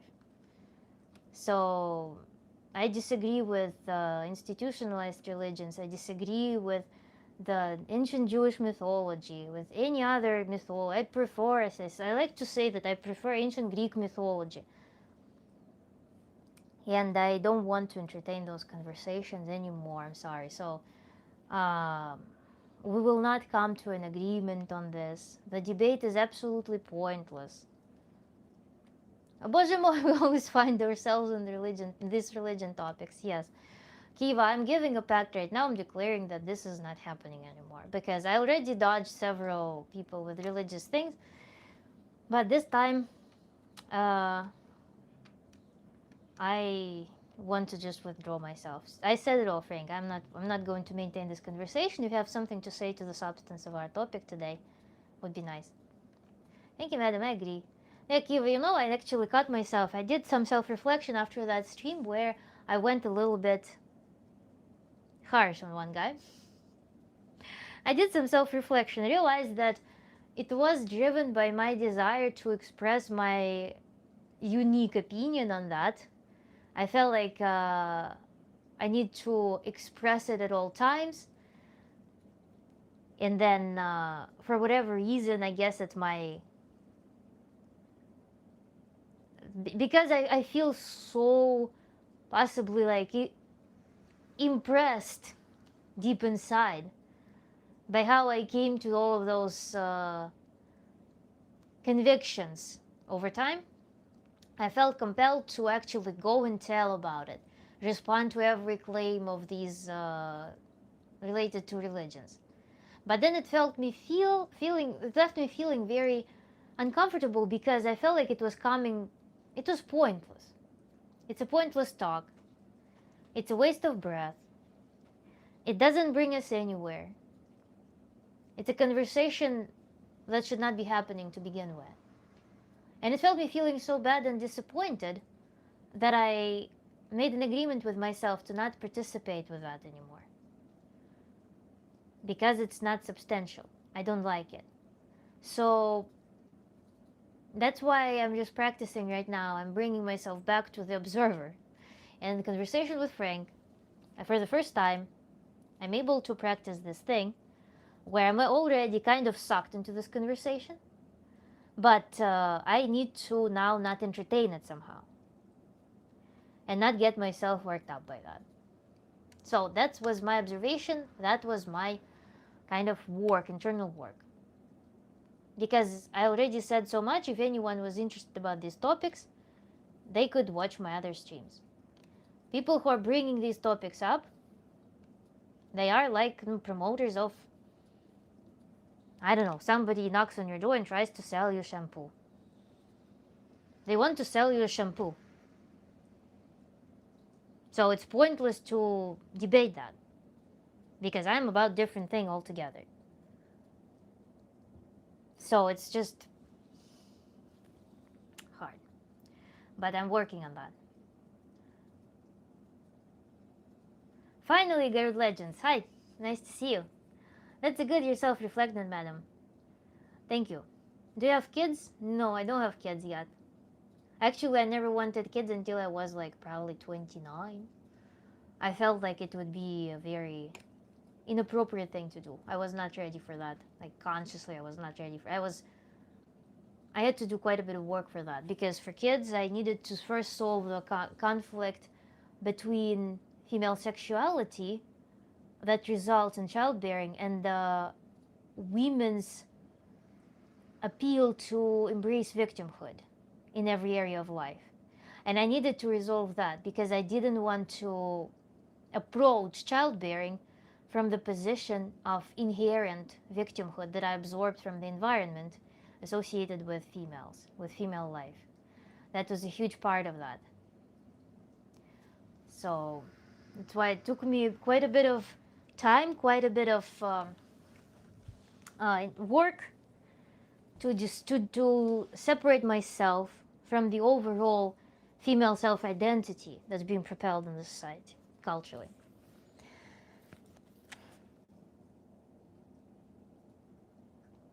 Yes, you don't need to entertain it, and I don't need to write it. Yes, thank you. Can I ask a question? Actually, too. Garud Legends. Always. Questions are always welcome.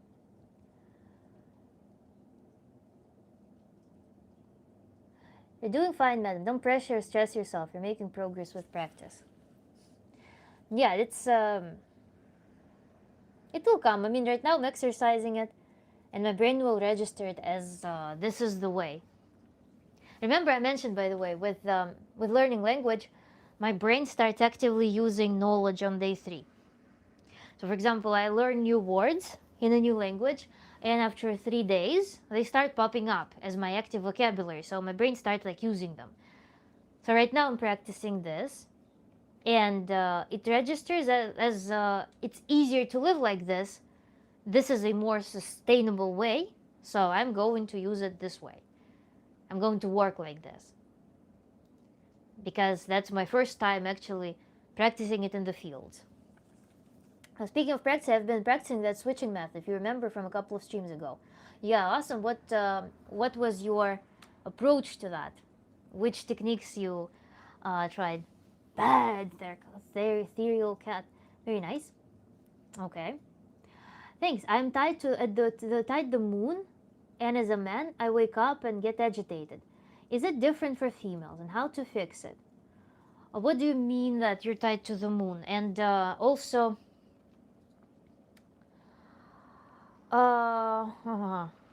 does it bother you, first of all? Of course, we live in this. You see, we live in the society that is not metered to natural cycles. We live in a very regimented world that doesn't take into account the natural variability of nature.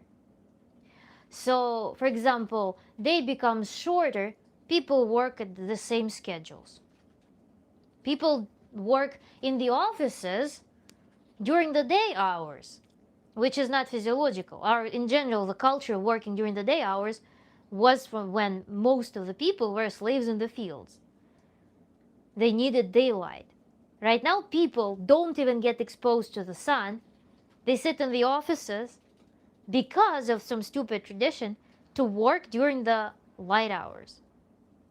Sometimes offices without window. We are regimented, our economy is regimented to make you wake up at 7:30 maximum, to be at work by 9. So we live in the world that puts a human that is a part of nature that adapts to natural cycles, we put that human in the framework where the human has to bend their nature. And when you say that you are waking up to the moon when it's full moon, it is normal. Those nights can be more active. Those nights can be more exciting. You can have sleepless night once in a while and you be energized. But if you need to go to work the next morning, of course that will take toll on you. So I would say that it can be an issue when it makes you tired because you need to live regimented life. Women or male, female or male, I don't think that it makes a difference. Females can wake up, be more active during the full moon, just as well as males can be. It can depend, it can rather have not gender variability, but person to person variability. I would look, if that's an issue, if you think that it's something weird, then I would look at other symptoms that perhaps are associated with that. How in general your life looks. What in general happens in your life? How do you function in general? We need to analyze that in the context. Because just one symptom, that can be neutral, that can be dysfunctional, that can be pleasant. We cannot derive anything from that. And also, again, the dichotomy female or male is rarely accurate. There are certain, of course, physiological differences, we cannot deny. But natural variability, natural specifics, responsivity, temperament, character, they're not female or male. They're person to person. And indeed, I can actually agree with you. I can relate to you that, yes, I walk my dog at night on full moons. It feels like a bright day, and it feels really special. It makes me think differently. It makes me feel differently. I can have some certain sleep deprivation on those nights and actually feel energized the next day. But I can't say that it's a law or that it's something. I don't know. We need to survey a lot of people for that knowledge. How to fix it? Fixing it, again, if we bring it to the context that it's a problem, then we need to start looking at the fix. But again, I would audit your entire life and how it ties to everything else that happens in your life as a whole. I don't hate it, I just escape people. I'm not violent, I just wake up like moon. I feel like I can sleep and have to do something. That's actually a good approach when you can sleep. I was listening to a lecture of somnologist, and the rule of thumb is that if you cannot stay in bed and fall asleep for 15 minutes, you get up and start doing something. Now, one of the good things to do would be to drink some warm tea, give yourself some light massages, relieve some maybe tension, do some relaxing gymnastics, focusing on stretches. Maybe shake off some tension or something. Maybe read.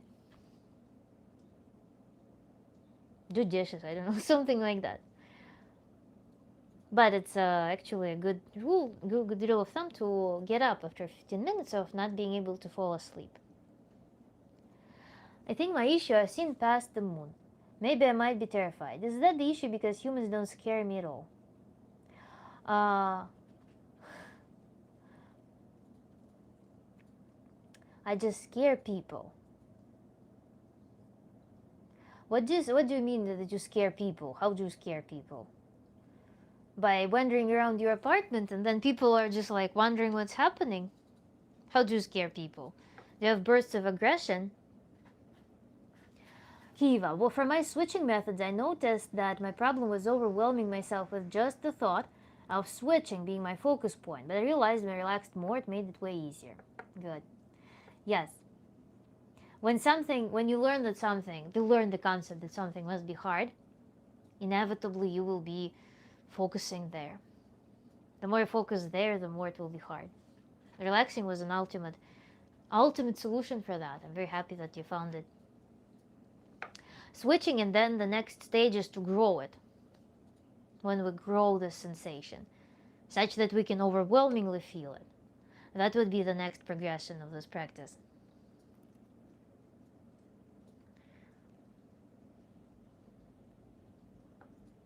I actually was doing that practice before bed yesterday, so it was very cool and pleasant. I do pelvic floor work right now, relaxing it and reconnecting with it. So I did this practice, Kiva, with like putting it to the pelvic floor. That's what I was doing. And it actually is so pleasant and cool. I'm really happy. I'm really happy that we talked about it and it made me think about it to apply it there. My bad. I said humans don't scare me. Seeing past the moon actually scares me. And what? What is the practical implication of that? Do you actually have a phobia that haunts you, Garuda Legends? Is it like a phobia? Why are you concerned about it? Why are you focusing there?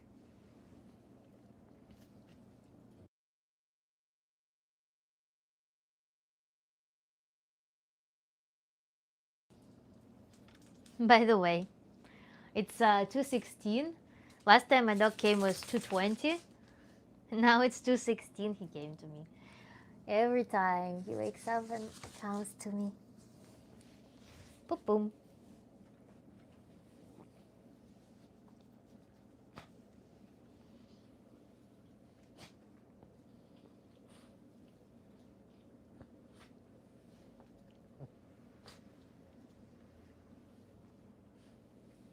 Cute pup, cute. Thank you.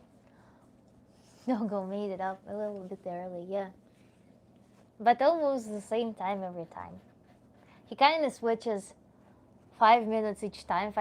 First time he came, it was 2:30, then around 2:20, then now it's 2:16.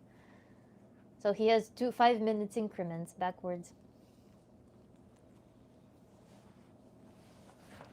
We're also streaming earlier today, so he actually does the timing not because of his own schedule, but relatively to the stream beginning. So Garuda Legends, I want to know whether it's some phobia, what happens in general. Okay, I've seen the lunar eclipse, and when I seen past it, I was actually afraid of the unknown. I think that's it. No, fear of the unknown, yeah, it's a bigger issue, and that's already something that we should work with, because unknown comes to our life all the time, in some capacity. Это почтальон, Кузьма. Да. So embracing the fear of unknown will be especially bright when we don't feel internal stability. Doggo is walking timer every time he shows up on the stream, and I know it has been 2 hours. Yeah. And he knows when I'm preparing for filming. He registers that I'm putting makeup for it. Wait.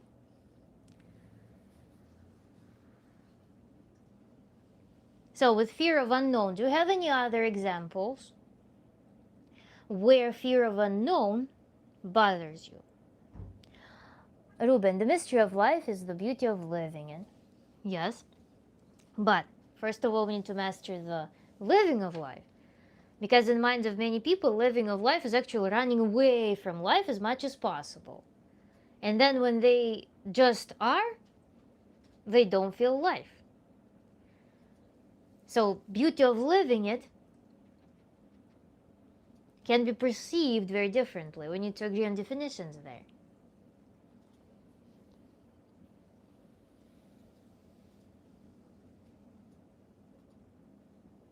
I actually, myself, I was like literally struggling with an ability to enjoy life with outside of some crisis, outside of some pushing through, achieving and stuff like that.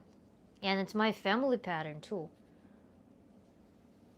Always needing to move somewhere, go somewhere. On Earth, I fear no human or creature. When I seen past the moon, I was terrified. Okay, so now you're bringing it not the fear of unknown, but you bring it to the fear of some specific object. Or do you fear something mystical? Something extraterrestrial? Or what is that? And also, we can fear no human or no creature, but we may fear experiences, for example. Nothing was said about the experiences. Fear of death as well, by the way. Fear of death is one of the big things that becomes fundamental for many people, preventing them from living. Fear of being seen, fear of responsibility, fear of conflict. So those things are quite common, also worth reflecting on them. So fear of conflict, fear of being seen, fear of responsibility, fear of, I don't know, being shamed or something. Fear of failure also. It comes from a fear of shame, being not good enough. Back in for a moment, sounds like I've missed a very interesting talk. I never miss it, it's always in the recording, but yeah, you weren't participating. Garuda, would you fight a fully grown tiger? Welcome back, Shuriken. Garuda, probably because you realized we haven't found any other planets with trees. It made you realize that Earth is more of an anomaly, not a constant presence. That's actually a very existential, interesting concept to think about. That existential loneliness of humans as a whole, if you perceive it this way. That's probably what explains, also, by the way, inescapability of Earth. That's what pushes so many people to romanticize aliens, romanticize life on other planets as a hope for something out there that is better than here, because here they don't want to face certain things or go inside or recognize their control range. Hello, Kiva, I'm back out. Please take care, friends. Bye-bye, Shuriken. Thank you for stopping by. It looked like I was the vein system of being, and Earth was made me look like a grain of sand. The beauty of live stream is there are restreams to watch everything missed. Exactly. Trees are more valuable than diamonds. Diamonds are all over the universe. I will still be a nice person even though I realize my existence is low. So you have here, when I see that discourse, it makes me think of the conflict with your grandiose part that wants to be seen, that wants to be recognized, that wants to be big, that wants something extra, that wants to experience something beyond. And this conflict is with feeling small, feeling like there is no permission to do that, feeling that it's impossible, feeling incapacitated in a sense. Is this hypothesis true? That there is something grandiose that you would want to live through or experience or embody, as opposed to the perceived smallness and being incapacitated.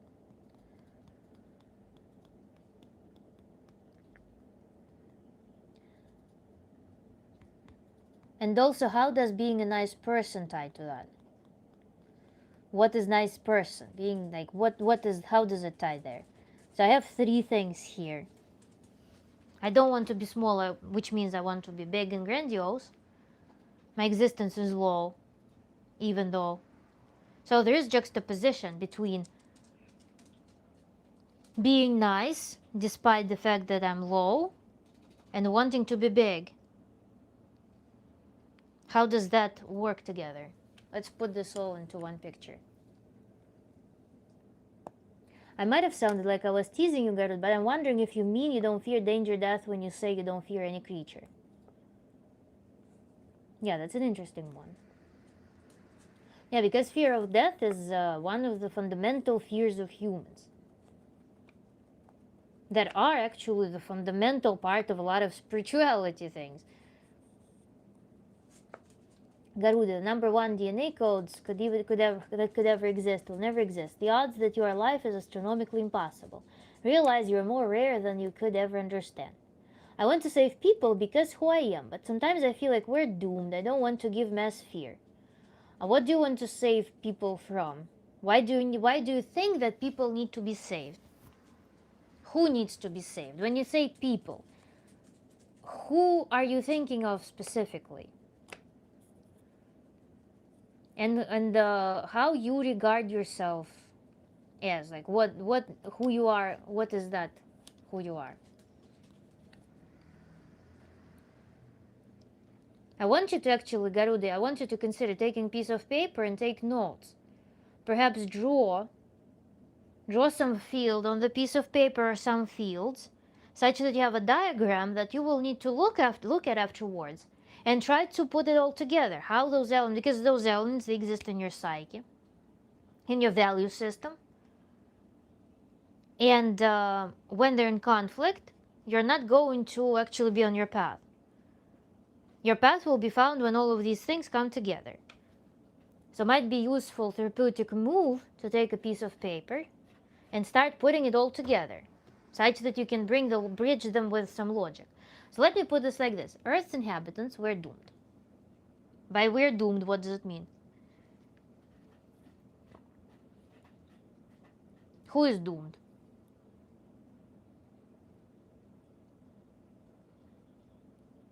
This is really intriguing. I have to write it down. Let's see where we will journey out into. I'm also quite intrigued. Let me bring the piece of paper, actually. Do I have a pen? Let me grab something.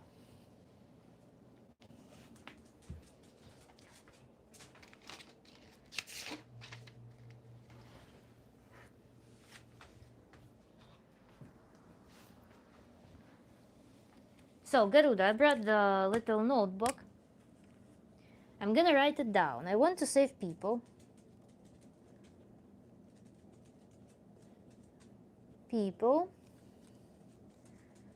Because of who I am.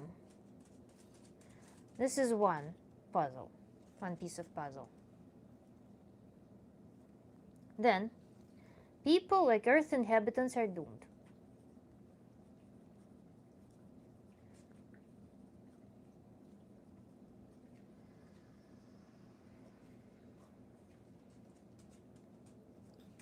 Then,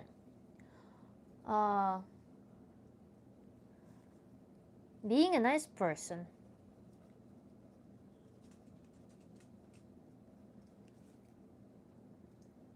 in any case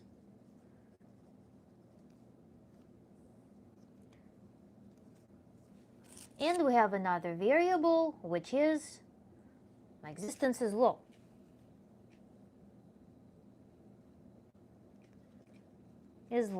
And we also have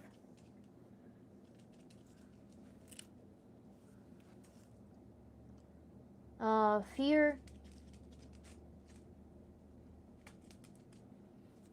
kind of like probably fear of how small and isolated everything is, probably.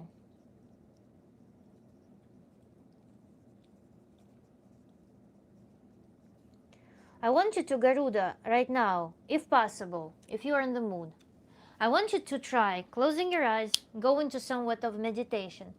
I don't fear death, okay.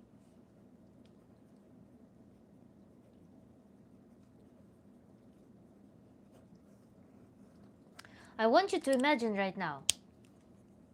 Close your eyes and imagine that what you just described with that very low living, like you're a grain of sand. But imagine that. How do you feel in that state?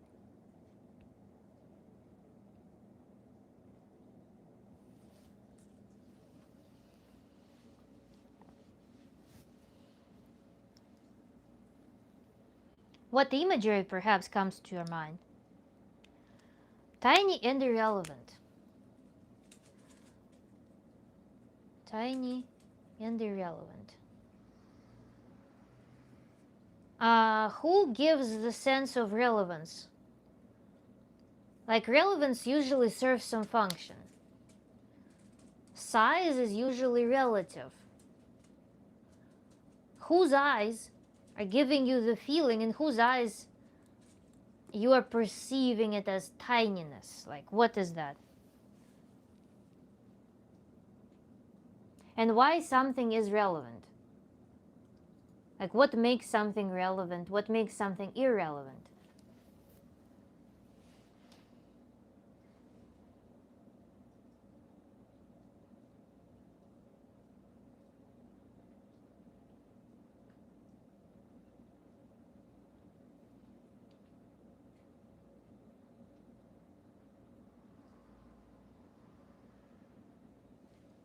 We close the curtains while we're thinking here.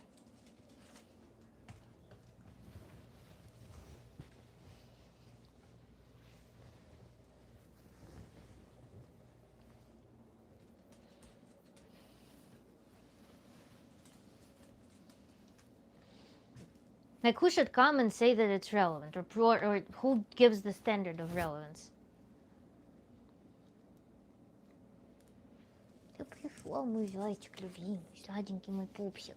My eyes, it's like when I fall asleep, I can see the abyss before REM, the something I've seen past the moon. Okay. Is there a state in which this thought becomes either irrelevant or you don't feel it?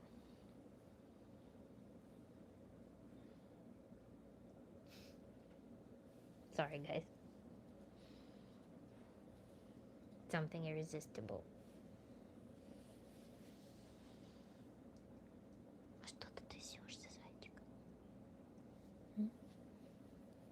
In history, we have the fall of Rome and other empires, but now every society is connected via the internet, so it will be a larger scale collapse than we ever had in the past. When I can feel the moon? No, when this sense of irrelevance, tininess, and also the desire of saving people. I want to journey with you through all of these things.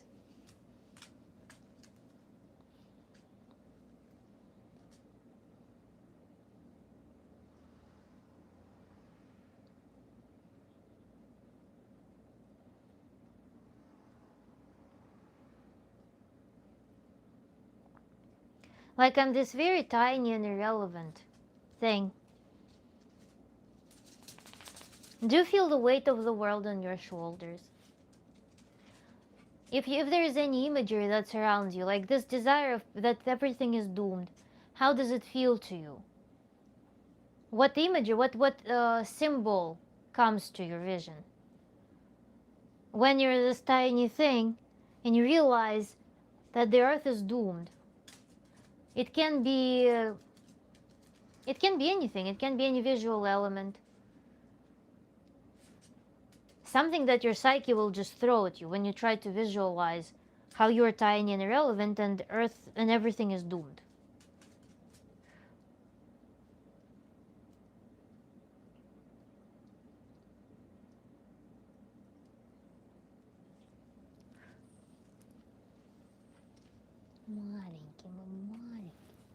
Маленький мой пёсик. I don't know. I love Earth and a good amount of humans on Earth. Most humans, not that much. Sounds like anxiety. Depression is the fear of the past, and anxiety the fear of the future, the unknown. It can be different. I call depression creative constipation. Actually, it's like blockage, some blockage on the way of living. Why I want Garuda? Why I want to bring you to the world of images? Because that's when you can materialize your feelings, feeling of that doom.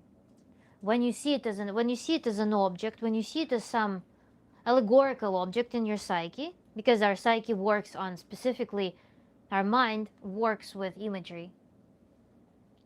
We're very effective working with material objects. We can work with the senses as well. when, for example, I don't want to push it on you, it will be a little bit unethical, perhaps, to give you, to throw at you my experience. I would rather want to fish out your reactions, but it would be easier if we could have a dialogue. So I will tell you, when I imagine myself tiny and irrelevant and then everything is doomed, I felt cold. I felt chill through. Every time I think about it, actually, I feel chill through my body. So I feel small. There's like very big empty space and I feel chill. At the same time, I feel like my body is shrunk. So I kind of want to shrug at the same time. I can't say that there is any weight on my shoulders. It just feels like very bright, like empty space, deserted space. I'm very small, I feel chill.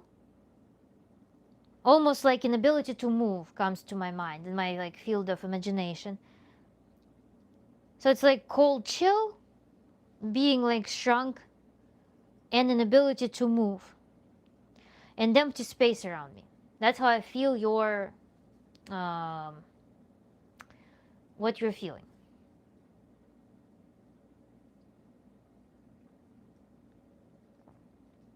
And when I think about it, how I would approach it. If I go into this state, how can we counteract this? Usually the method that I use is to find the either the opposite state, like I do in my practice when I feel shrunk. So I inflate myself into a giant. Because this, what I'm imagining right now, is a metaphysical space. It exists only in the psyche. Everything that worries you right now exists only in your psyche. So the remedy is in your psyche as well. So when I imagine myself in that state,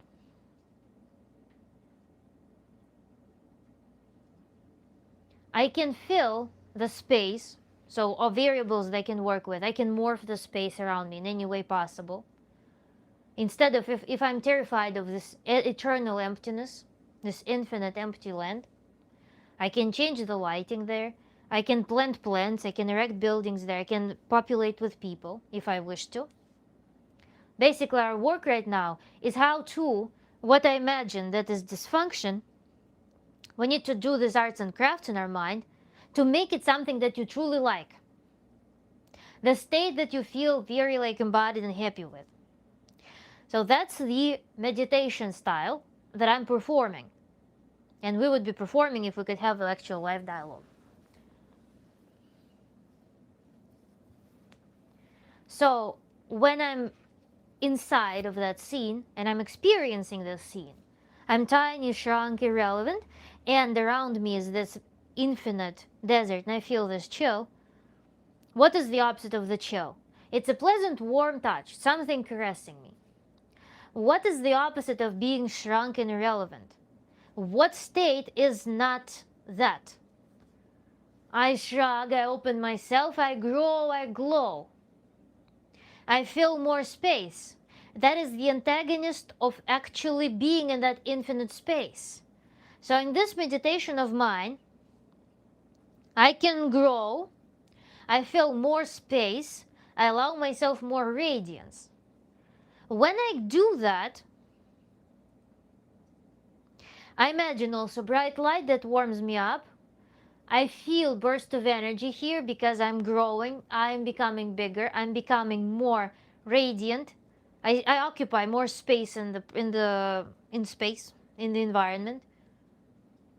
I can breathe freely. I'm shrugged, I'm very like confident. You can actually do meditation with your body responding to that. Now, what's the next move in that? This active body, what does it want to do? When I do this work inside, I register that state of this strength. I can either open my eyes and look at my life now from that state, new state that we just discovered inside of meditation, or I can keep journeying through. In this state that is opposite of being tiny, shrunk, irrelevant, with infinite space around you, you're now big, you occupy a significant amount of space, which corresponds in real world that you're controlling more of your life. You're more present, you're more embodied. You have energy, very high level of energy right now. I can keep walking, I can keep exploring. I can even induce the vision. I can ask myself, do I want another human to appear in my meditation right now? Do I want another presence here? I can induce a human with which I can have a contact. This human will be my mirror, in which I will further solidify the state. In this contact with that human, in this meditation, I can find a more ecstatic state. And then I can open my eyes and look at my life from that invigorated state.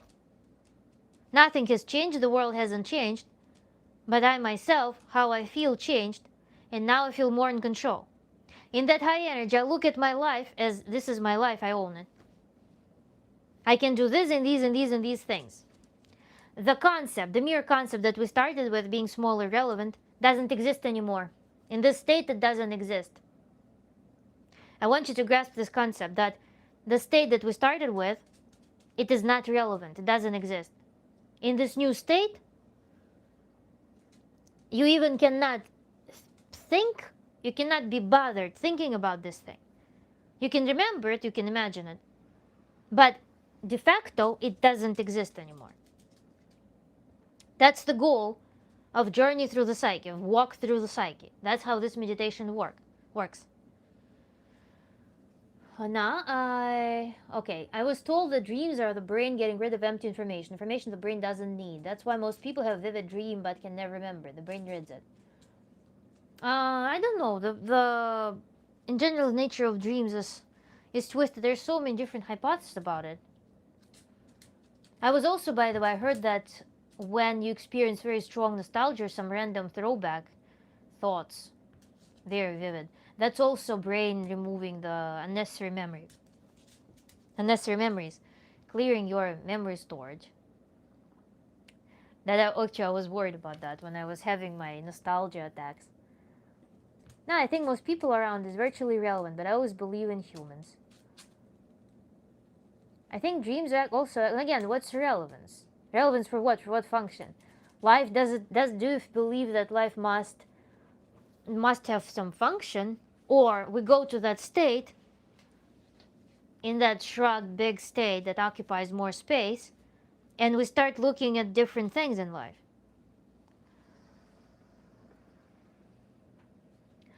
I think dreams also act as a preparedness training simulation, sometimes especially nightmares, especially in primitive humans whose thoughts were mostly about survival. Perhaps, yeah. Okay, that actually helps. Don't be afraid that I am a tiny grain of organism on Earth. What happens is put of my grasp. But the meditation puts you in a state where you can actually experience that. Because verbal expressions of that are rational things. To come from rational understanding of something to actually living the experience can be a path. In a meditation, you can actually go. I hope you caught the concept. I hope you actually realized and kind of gained an idea of how to practice that thing.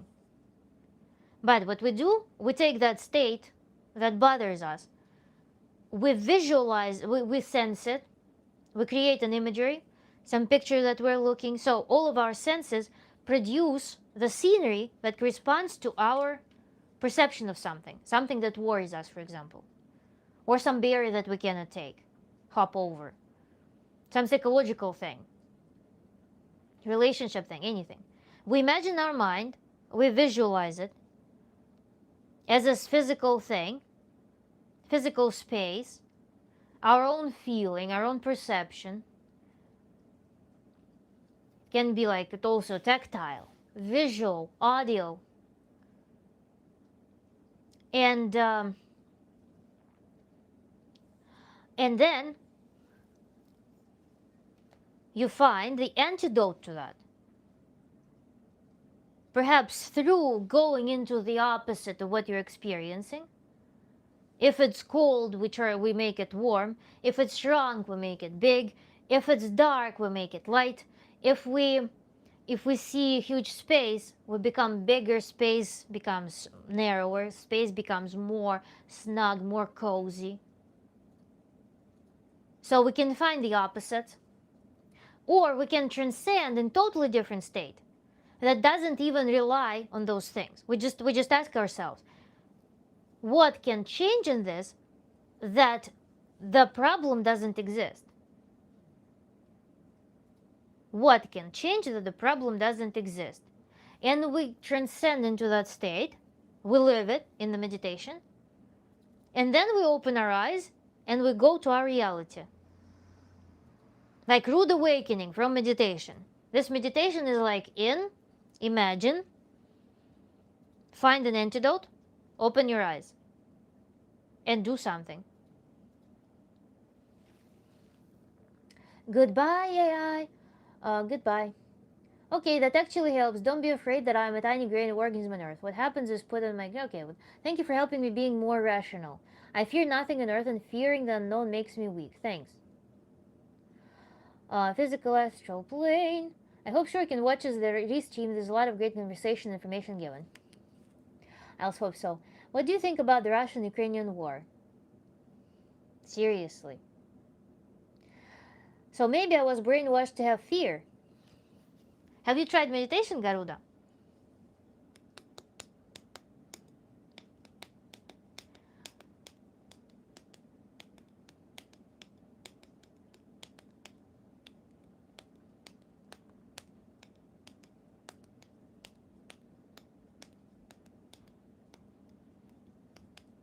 But Ruben, I will say that I think that's mutual genocide.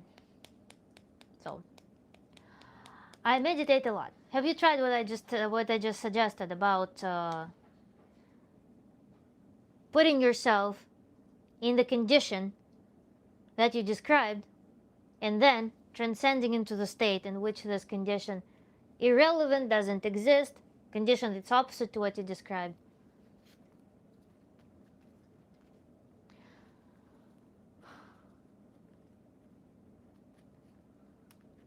Ruben, don't worry. It's just something that I don't want to, just like religion, because nobody... It's very strange, so...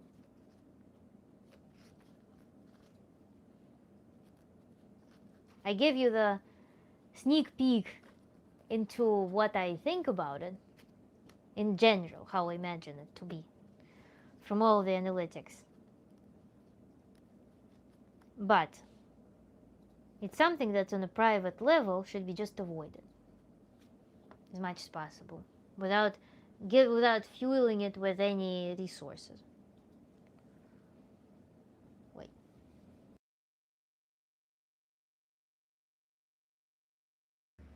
I just demonstrated my pantry, I guess, accidentally. That means I'm being a coward and need to be strong. Fears for the weak. Fears for the weak. That's also a concept. Strong and weak, what is that about, Garuda? Why do you need to bring concepts into your life? Like, why do you need to build those concepts as opposed to just regarding life from within? The whole thing that I am teaching, perhaps, can be boiled down to how to experience life from within, from the place of ultimate health, and from the place of relaxation, embodiment, authenticity. When you start associating yourself with concepts, starting to stretch concepts onto yourself, why do we need to run there? You're running from concept to concept. Fundamentally, nothing changes. There's some external concept that you're escaping into some external concept. I want to invite you to go into internal plane in which you feel those concepts. Feel them. Feel how they act on you. Feel how they manifest in your mind, and growing out of them into the plane in which you're just perceiving from your most effective, from your most embodied state, most high energy state. That's the concept.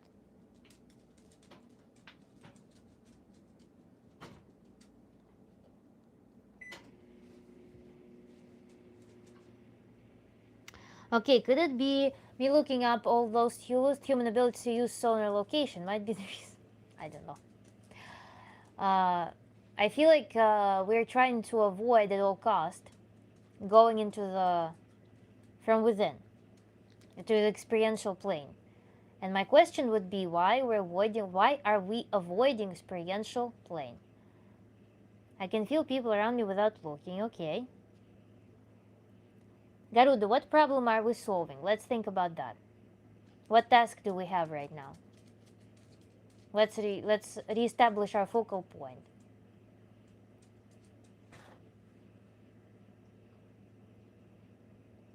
All this information is good to know, but ideally pursuing the problem solving. What problem are we solving? Can we refocus real quick? Fear past the moon. Fear past the moon, functionally, what is that fear? Why is it a problem? Say, for example, oh, hi, Fruity Cutie.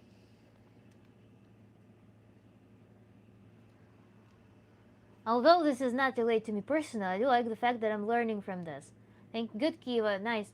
Actually, try sometime to do that meditation style in which you're going if there is something, I don't know, some anxiety. Would be a good example. Even, I don't know, you're having an exam, you're having some event in which that throws you a little bit off your balance. Try going in that meditation quickly, envision this anxiety and grow out of that anxiety. And then exit meditation and see how it changes. Whatever it can be an issue that exists in your psyche specifically. Or maybe even in the body sometimes. So, Garuda.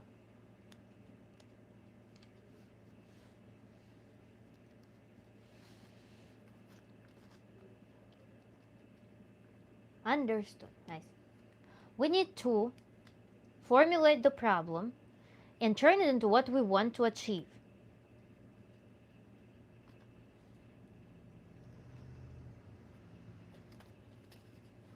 Because fear past the moon. Fear of the unknown. We wrote down a lot of things. I have whole thing here. Everything that was discussed. Saving people because of who I am. Earth inhabitants are doomed. Being a nice person in any case. As if there is challenge to not be a nice person. That's all something rings me in my bells. Being a nice person in any case, as if I'm challenged to not be a nice person sometimes. I don't want to be a nice person sometimes, but I will stay being a nice person anyways. Is that something that we're dealing with? Then fear of how small and isolated everything is, tiny and irrelevant. I don't fear death. My existence is low. Fine, I will admit it. I feel like we're surrounded past the moon, and I can't save everyone. I can't save everyone. Why do you think that you need to save anyone? Why is it a problem that you're trying to solve in your life? Why do you think, yes, by the way, thank you, Ruben, for the comment. Why do you think that other people are incapable of saving themselves?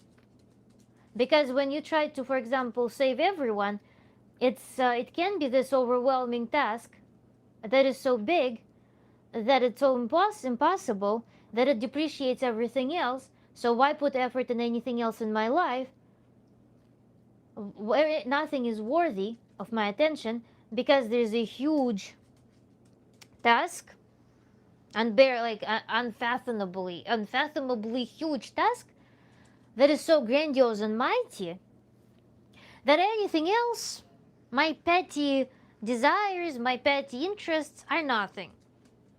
So, I will get tired to try to comprehend the idea of saving just everyone, which is impossible for our brain to comprehend.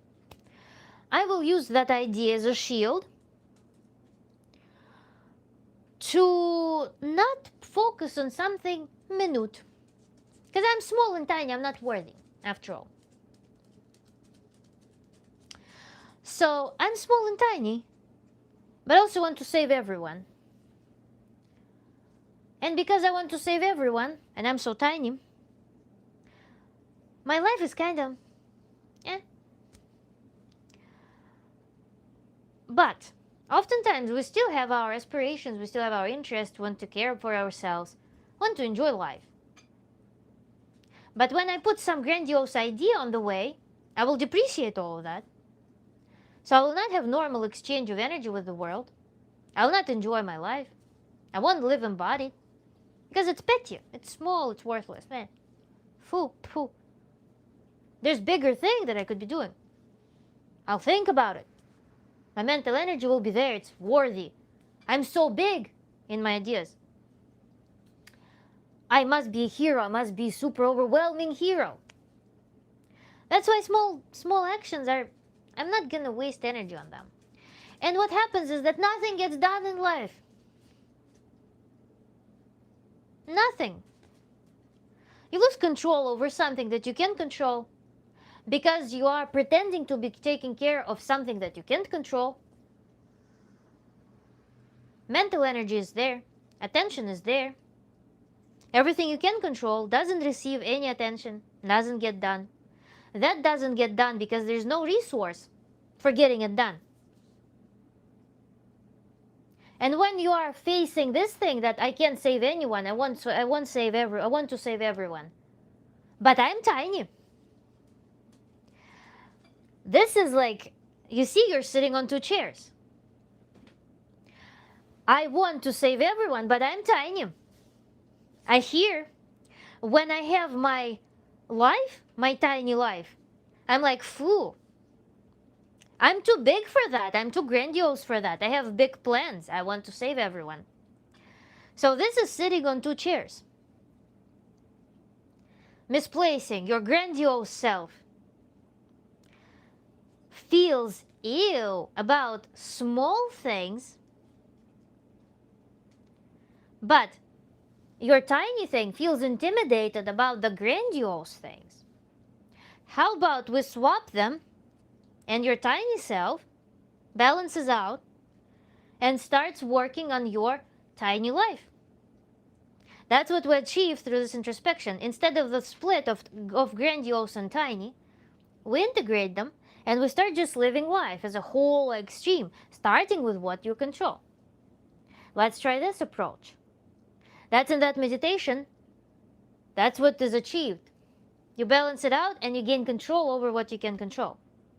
And the concept of grandiose that intimidates your tiny self disappears. It's irrelevant. And the concept of tiny, low life for your grandiose self disappears. It's irrelevant. It all integrates into one human experience that you experience from within. Does that make sense? Guys, please write in the comments. Good point, thank you. Very cool to get to see you participating in the practice. It's very helpful to learn through these interactions. Thank you, Fruity Cutie. Wait, I contribute to site. I was truck driver for 11 years. You're right, though. Okay. Whatever, I mean, however you interpret my words, I wanted to give this illustration. Hello, just joined. Hi, Louise. Thank you. Love your piercing eyes, Nasty. Thanks so much. Lots of nights driving, singing to the moon probably made you wander past it. I need to step my game up and stop crying. Garuda, that's an important job. Indeed. Okay, that makes absolute sense. Garuda, yes. Thank you so much for your feedback on that. I'm very happy that it resonated. I will reiterate that again, because it's an important thing that a lot of people have conflict in. There's my grandiose self. I want to save the world. I want to spread love. I want to change this world, brighten it up, become this big. I know some people dream of celebrityhood. Some people dream about actually becoming a superhero. But I'm so small inside. So small. I can't. And I don't want to. And I'll dismiss my life. It's gross. Because I have concept of there is heroism. There's celebrityhood. There are like whole stadium of people. Recognition. I'm in the spotlight. I'm above and beyond everything. How beautiful is that? Doing real good for people. And everybody's like, wow, thank you. And you're like, it's nothing for me. That's just who I always was. Who I always was meant to be. That. And then here, we go home. There's dirty laundry somewhere. And you're like, nah, gross. Remember, guys, we're talking about this thing. How sometimes people who want to change the world the most have a lot of mess in their home. And how our immediate life is our training ground for growing. Today, I learned to manage my little room. Tomorrow I'm growing to being able to manage my house. I manage my house. Today, I learned to manage myself alone. I manage myself to perfection. I grow to be able to manage another person. And I start managing another person, and my world grows. My responsibility grows. So I gradually grow like this, from internal pursuits. I take care of what's in my excess right now. I don't have concepts that I'm tiny, that I'm grandiose. From just my internal human experience, I'm taking care of what's in my life right now. I become a master at that.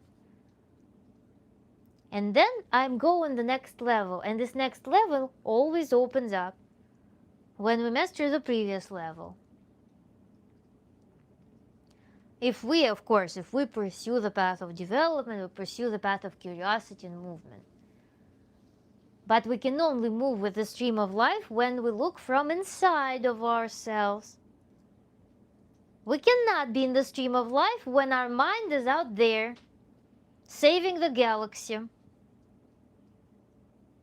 Of course, if we're not taking actions to save the galaxy, for example, we work, we start some corporation that works on space pursuits, then okay, but we're doing it from within. Anyone who starts the corporation to save the galaxy, who develops the equipment, the spacecraft for exploring the galaxies and performing all of these things, everyone started from within.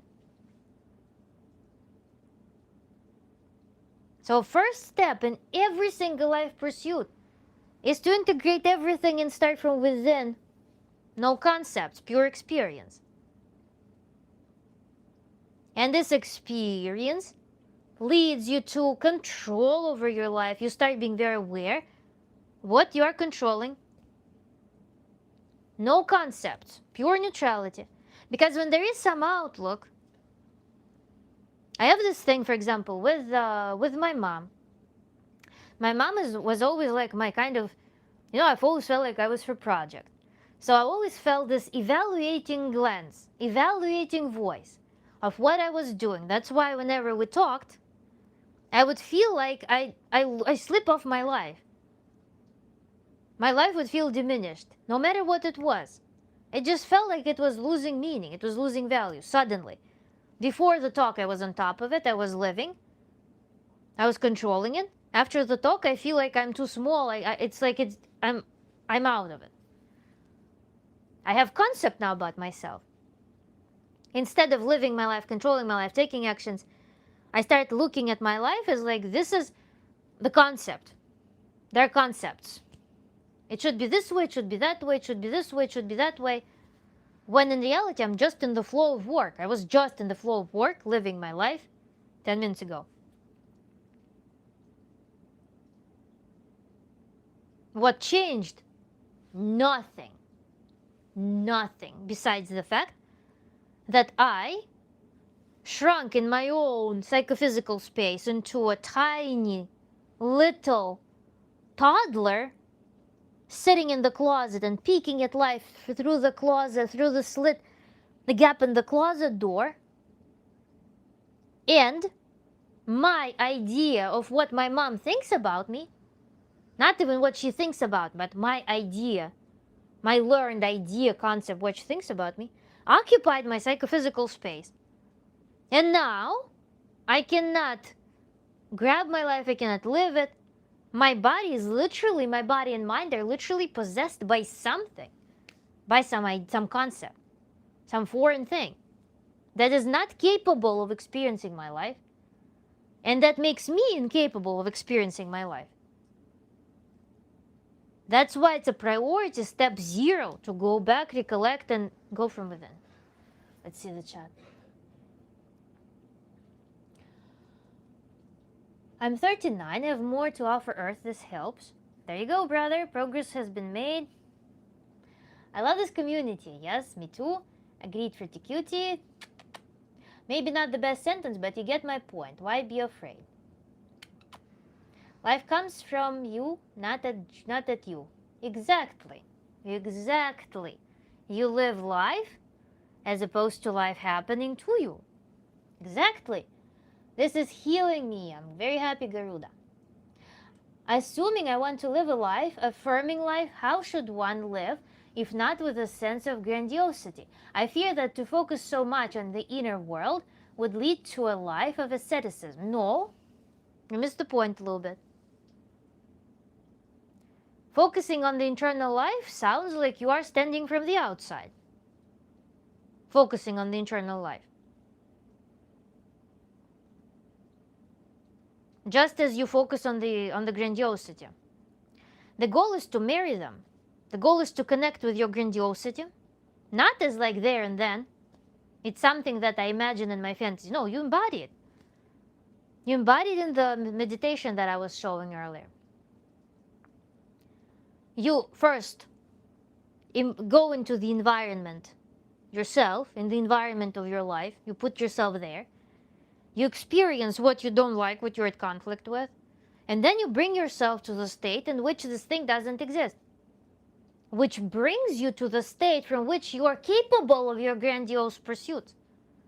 Because you will not be capable of grandiose pursuits when you're looking at it from the outside. You're triangulated. Basically, your outlook of yourself is triangulated. You split into 3 things. I'll draw it right in a second. So this is your glance. This is grandiose.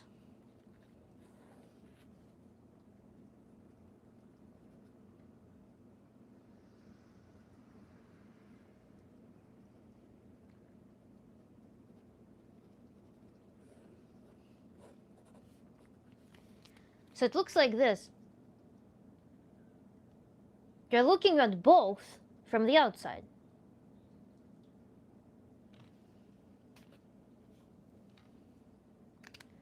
You're looking at both from the outside, and you are, again, you're drowning in those concepts. What we do, we just collect it. We collect it all into one being, and you start, instead of looking at you, at some projected experiences, you also, in that sense, in that practice, you start regarding your life adequately. That's another thing. Because right now, in your field of view, there are concepts. There's no life in the field of view. Hence, you cannot manage it effectively. Your field of view is obstructed.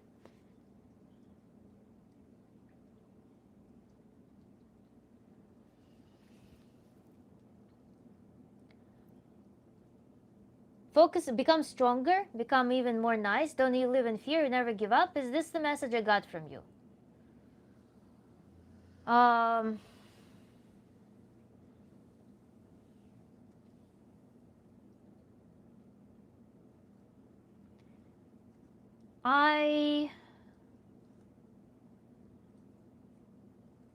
focused primarily on giving you the tool for how to find your most optimal state. I didn't give you the specific instructions for what to be, what to become. So I don't want you to misinterpret that. I want you to find your own feeling of that. Because you're again bringing up concepts. If you tried the meditation that I proposed, you would feel that instead of giving it characteristics per se. So even though you can perceive them as these characteristics, because I understand that communication needs to happen somehow, you need to describe it somehow to me such that we understand that we're in the same field. But I want to specifically accentuate that this will be you embodying the experience of how to be that. Because become stronger, and we go into this David Goggins thing. If you destroy yourself, nothing will. We're not about David Goggins. We're about just adequacy. We're about just collecting these two things. These two things you collect here as your attributes. You turn them into your tools. You go into this state. You basically find resource in this state. Because another magic, by the way, of this meditation, if you, for example, envision yourself as the superhero who is saving the galaxy, you right now perceive yourself not there. You have fantasy of that. You're observing it. Unless you embody that through actually going in and feeling that, how it is. Unless you embody that, you will not receive energy for that. So right now, why you're looking at it is because you don't know how to access the resource for that. You don't know what voice there is. You don't know what forces there are. You don't know what energy level there is. You don't know. You can't. You're just looking at it. You never lived it. It's like, with veganism issue, right? There are people who will be like, I will never quit veganism in the beginning. They're like, we'll never quit veganism. And then somebody quits and they're like, how can they quit veganism? La la la. If you're vegan, you will never quit. Dude, you never were severely malnourished. You cannot predict how you will react when you are severely nutritionally deprived. You never in your life you had an experience in which you were missing 15 vital nutrients. Of course, the person will react totally differently when they're missing 15 vital nutrients than the person who is still in the process of exhausting them before they have lived for a considerable amount of time missing them, with their body exhausting other resources, trying to kind of keep up. Of course, on the shore, you don't know how it will be there. That's why you cannot judge the experience. You only have the remote concept of that experience. So when you say become stronger, I gave you the tool for how to actually feel what it is. And that's where you get connected with the resource. Right now, you don't know how to access that resource. Become stronger will feel like I need to push myself into something. I need to David Goggins myself or something. And if you David Goggins yourself into this path, if you force yourself into this path without just connecting with it, without the resource that's found there through connection, if you David Goggins yourself into this experience, you'll just burn out. And it will be like motivational speech crash, When someone goes to a motivational speaker, being severely depressed and not being fully prepared, not having framework of what they need to do. They go to motivational speech, motivational speakers cranks up the last drop of energy that they have. The moment they face uncertainty, after the energy boost exhausts itself, they will crash into even deeper depression than they were in. Indeed, you can pump yourself up there, but you just need to connect with it, not look at it again. Because looking at it may make you feel angry. May make you feel aggression towards yourself even. It's a dangerous thing. A life that I suffered from devotion to Christianity. Sure. Enjoying listening to all of this. Thank you, Timothy. Got it. Missed some important context. You can watch in the replay, probably from the mark of like 2:30. I'm not a grain of sand, a massive mountain. You can use that. This is what I will say when I meditate. Can you imagine that? Wow, this is true. We're based on energy. Never thought about it like that. I never kissed a girl, Ben. I hope once you will, at least once, or soon. Let's affirm that soon. You will find your way to this beautiful physical and emotional experience. So, Garuda.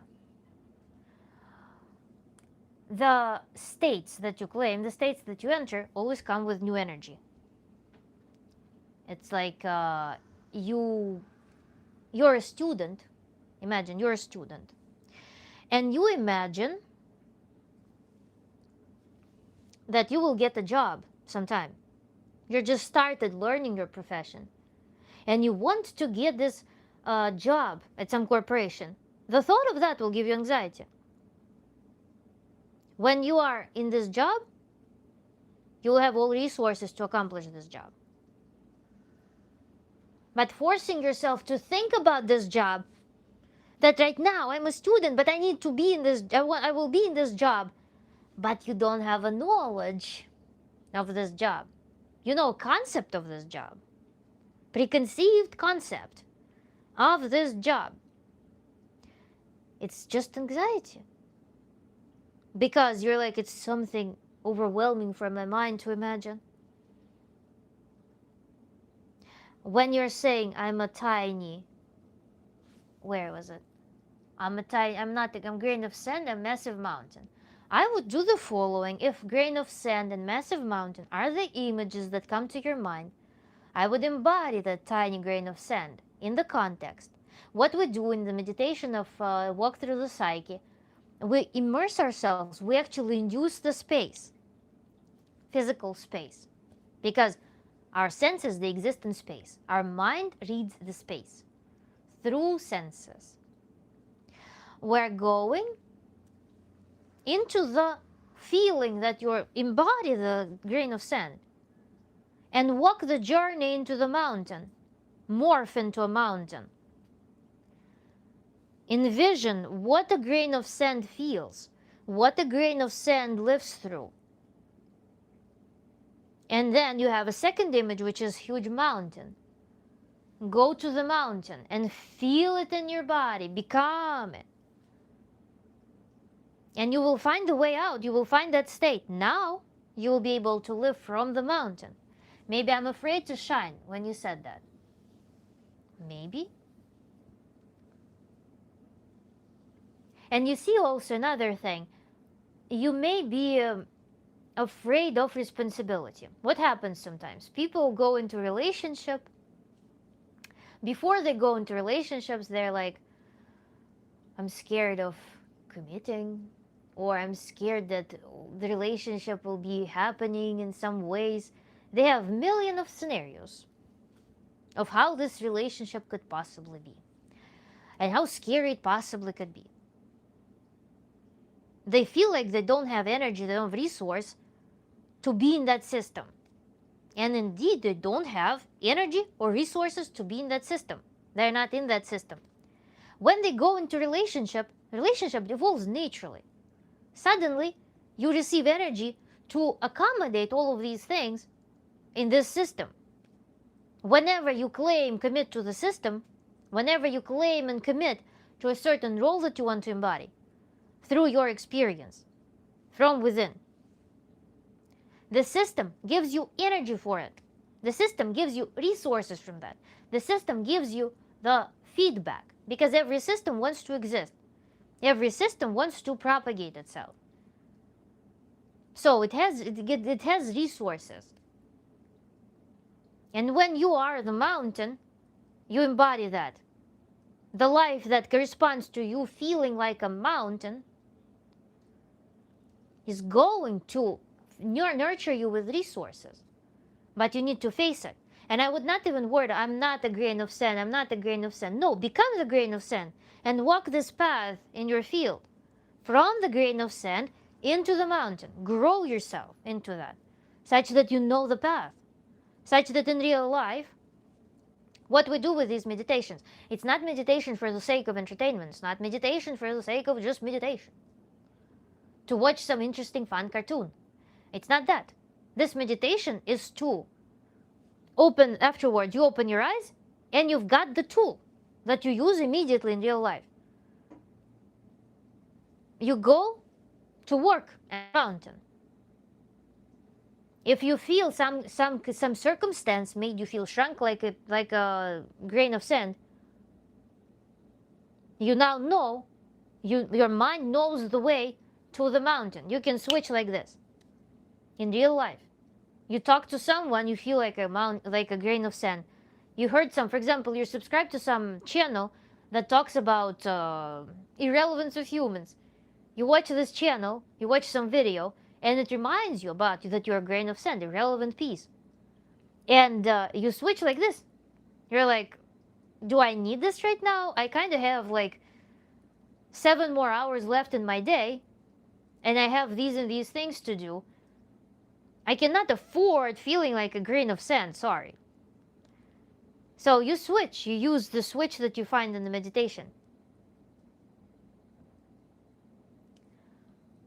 Do you think I could be that I second guess myself too much?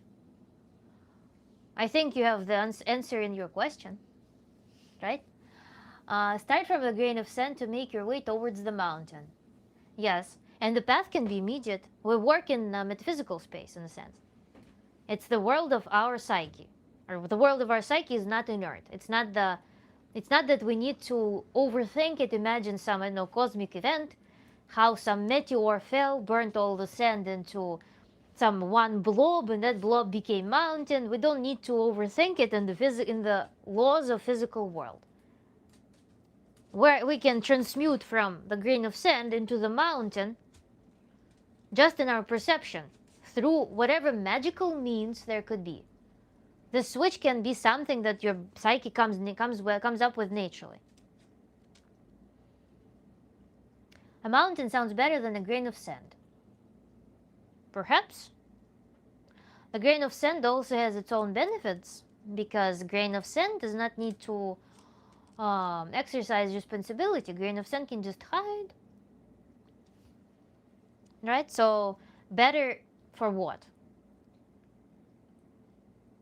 If being a grain of sand was ultimately bad, people would not be settling in life, trying to numb themselves, to protect themselves from their idea of from their grandiose part.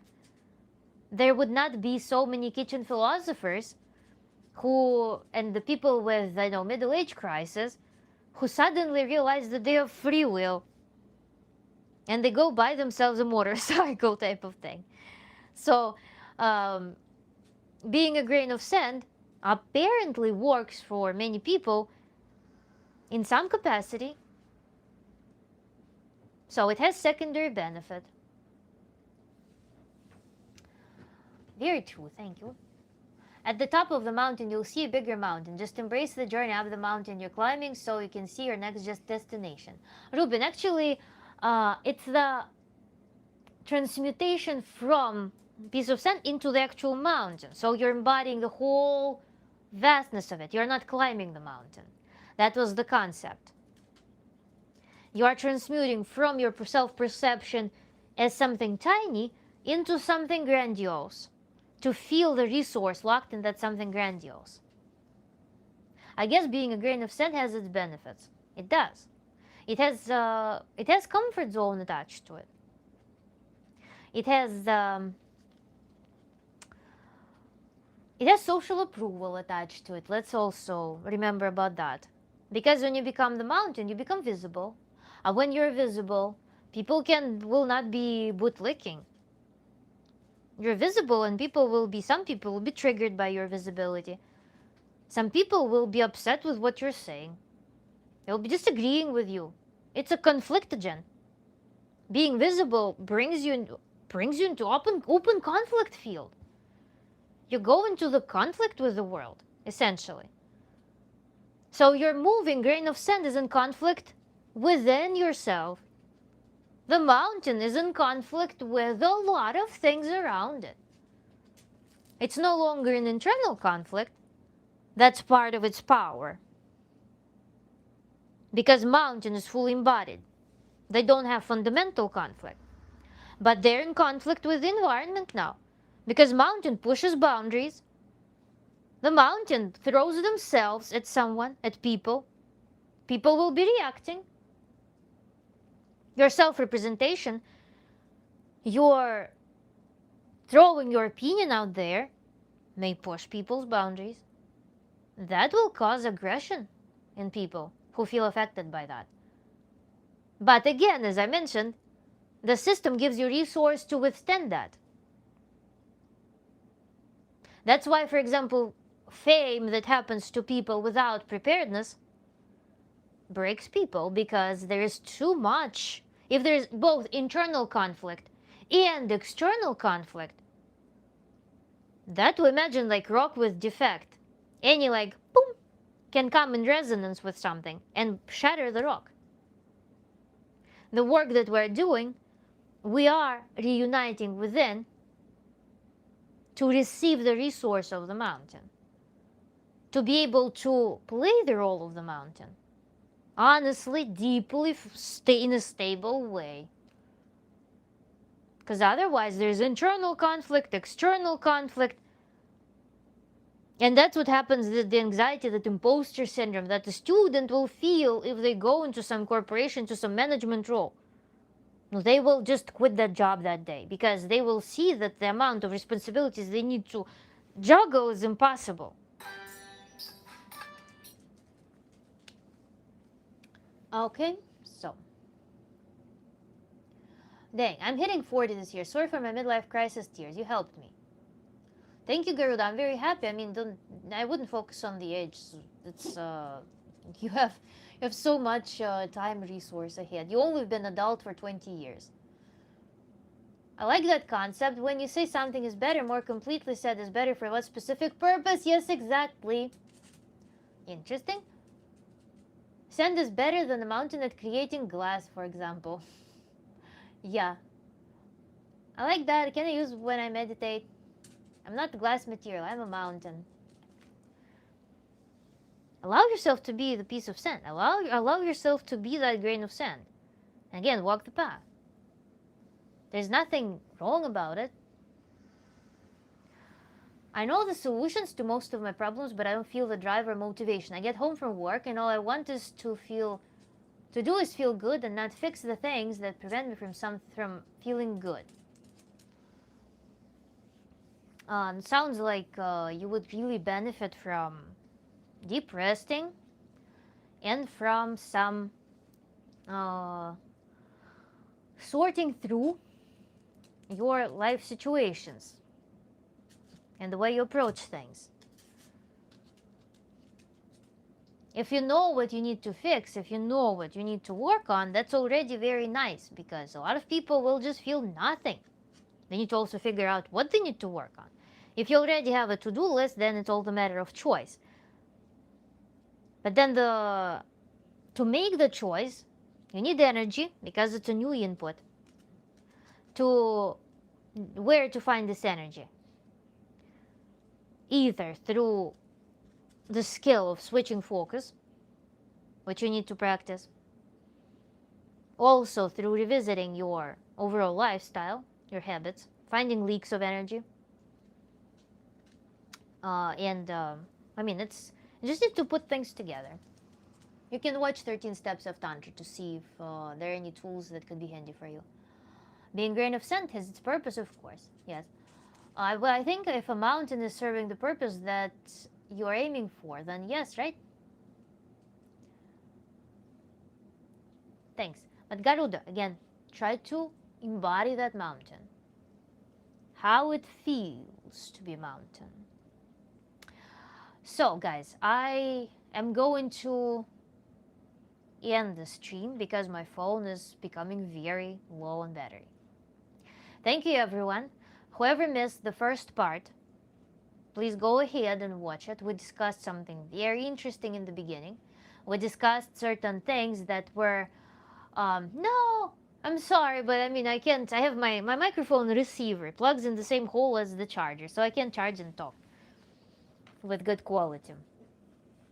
So the first part of the video was about certain interpretations of tantric work that are more damaging than useful. So I was talking about semen retention, those things. Different like promiscuity practices that are disguised as tantra. So it was quite interesting. And I also was talking about implications of embracing those things. God bless everybody. Thank you, Ruben. God bless you. Thanks so much. You're amazing. Thank you, Garuda. I hope you will have a good night with interesting thoughts. Need a wireless charger? Yes. Good night. Bye-bye, Ruben. I'm gonna look at the recording list. Thank you. Thank you, Kila. Hugging you too. Obnimashki. Looking forward to the next one. Enjoy your insights. I like listening to you answer other people too. Thank you. Yeah, other people actually oftentimes make it so interesting and so diverse. I enjoy it so much because sometimes it seems like you discuss certain general things, general concepts, then somebody brings up their issue, and you are always facing the creative task, always creative challenge. So that becomes really fascinating. Same to you. Thank you, Garuda. Fruity Cutie. So we are.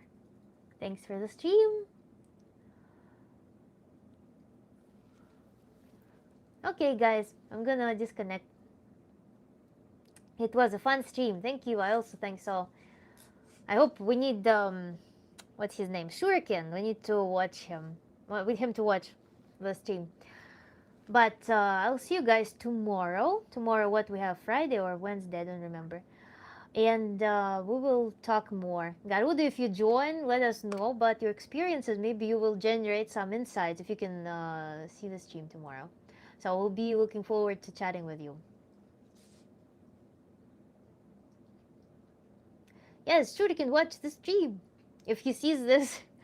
Dante Ho, hello, Dante. We will meet tomorrow, guys. Same time. Everybody joins at different time. I will probably be streaming around 5 p.m. EST, New York time. So, Dante, it was a good stream. Please see the recording. And everybody else, I'm disconnecting. So, bye bye, guys. 5 p.m. New York, yes.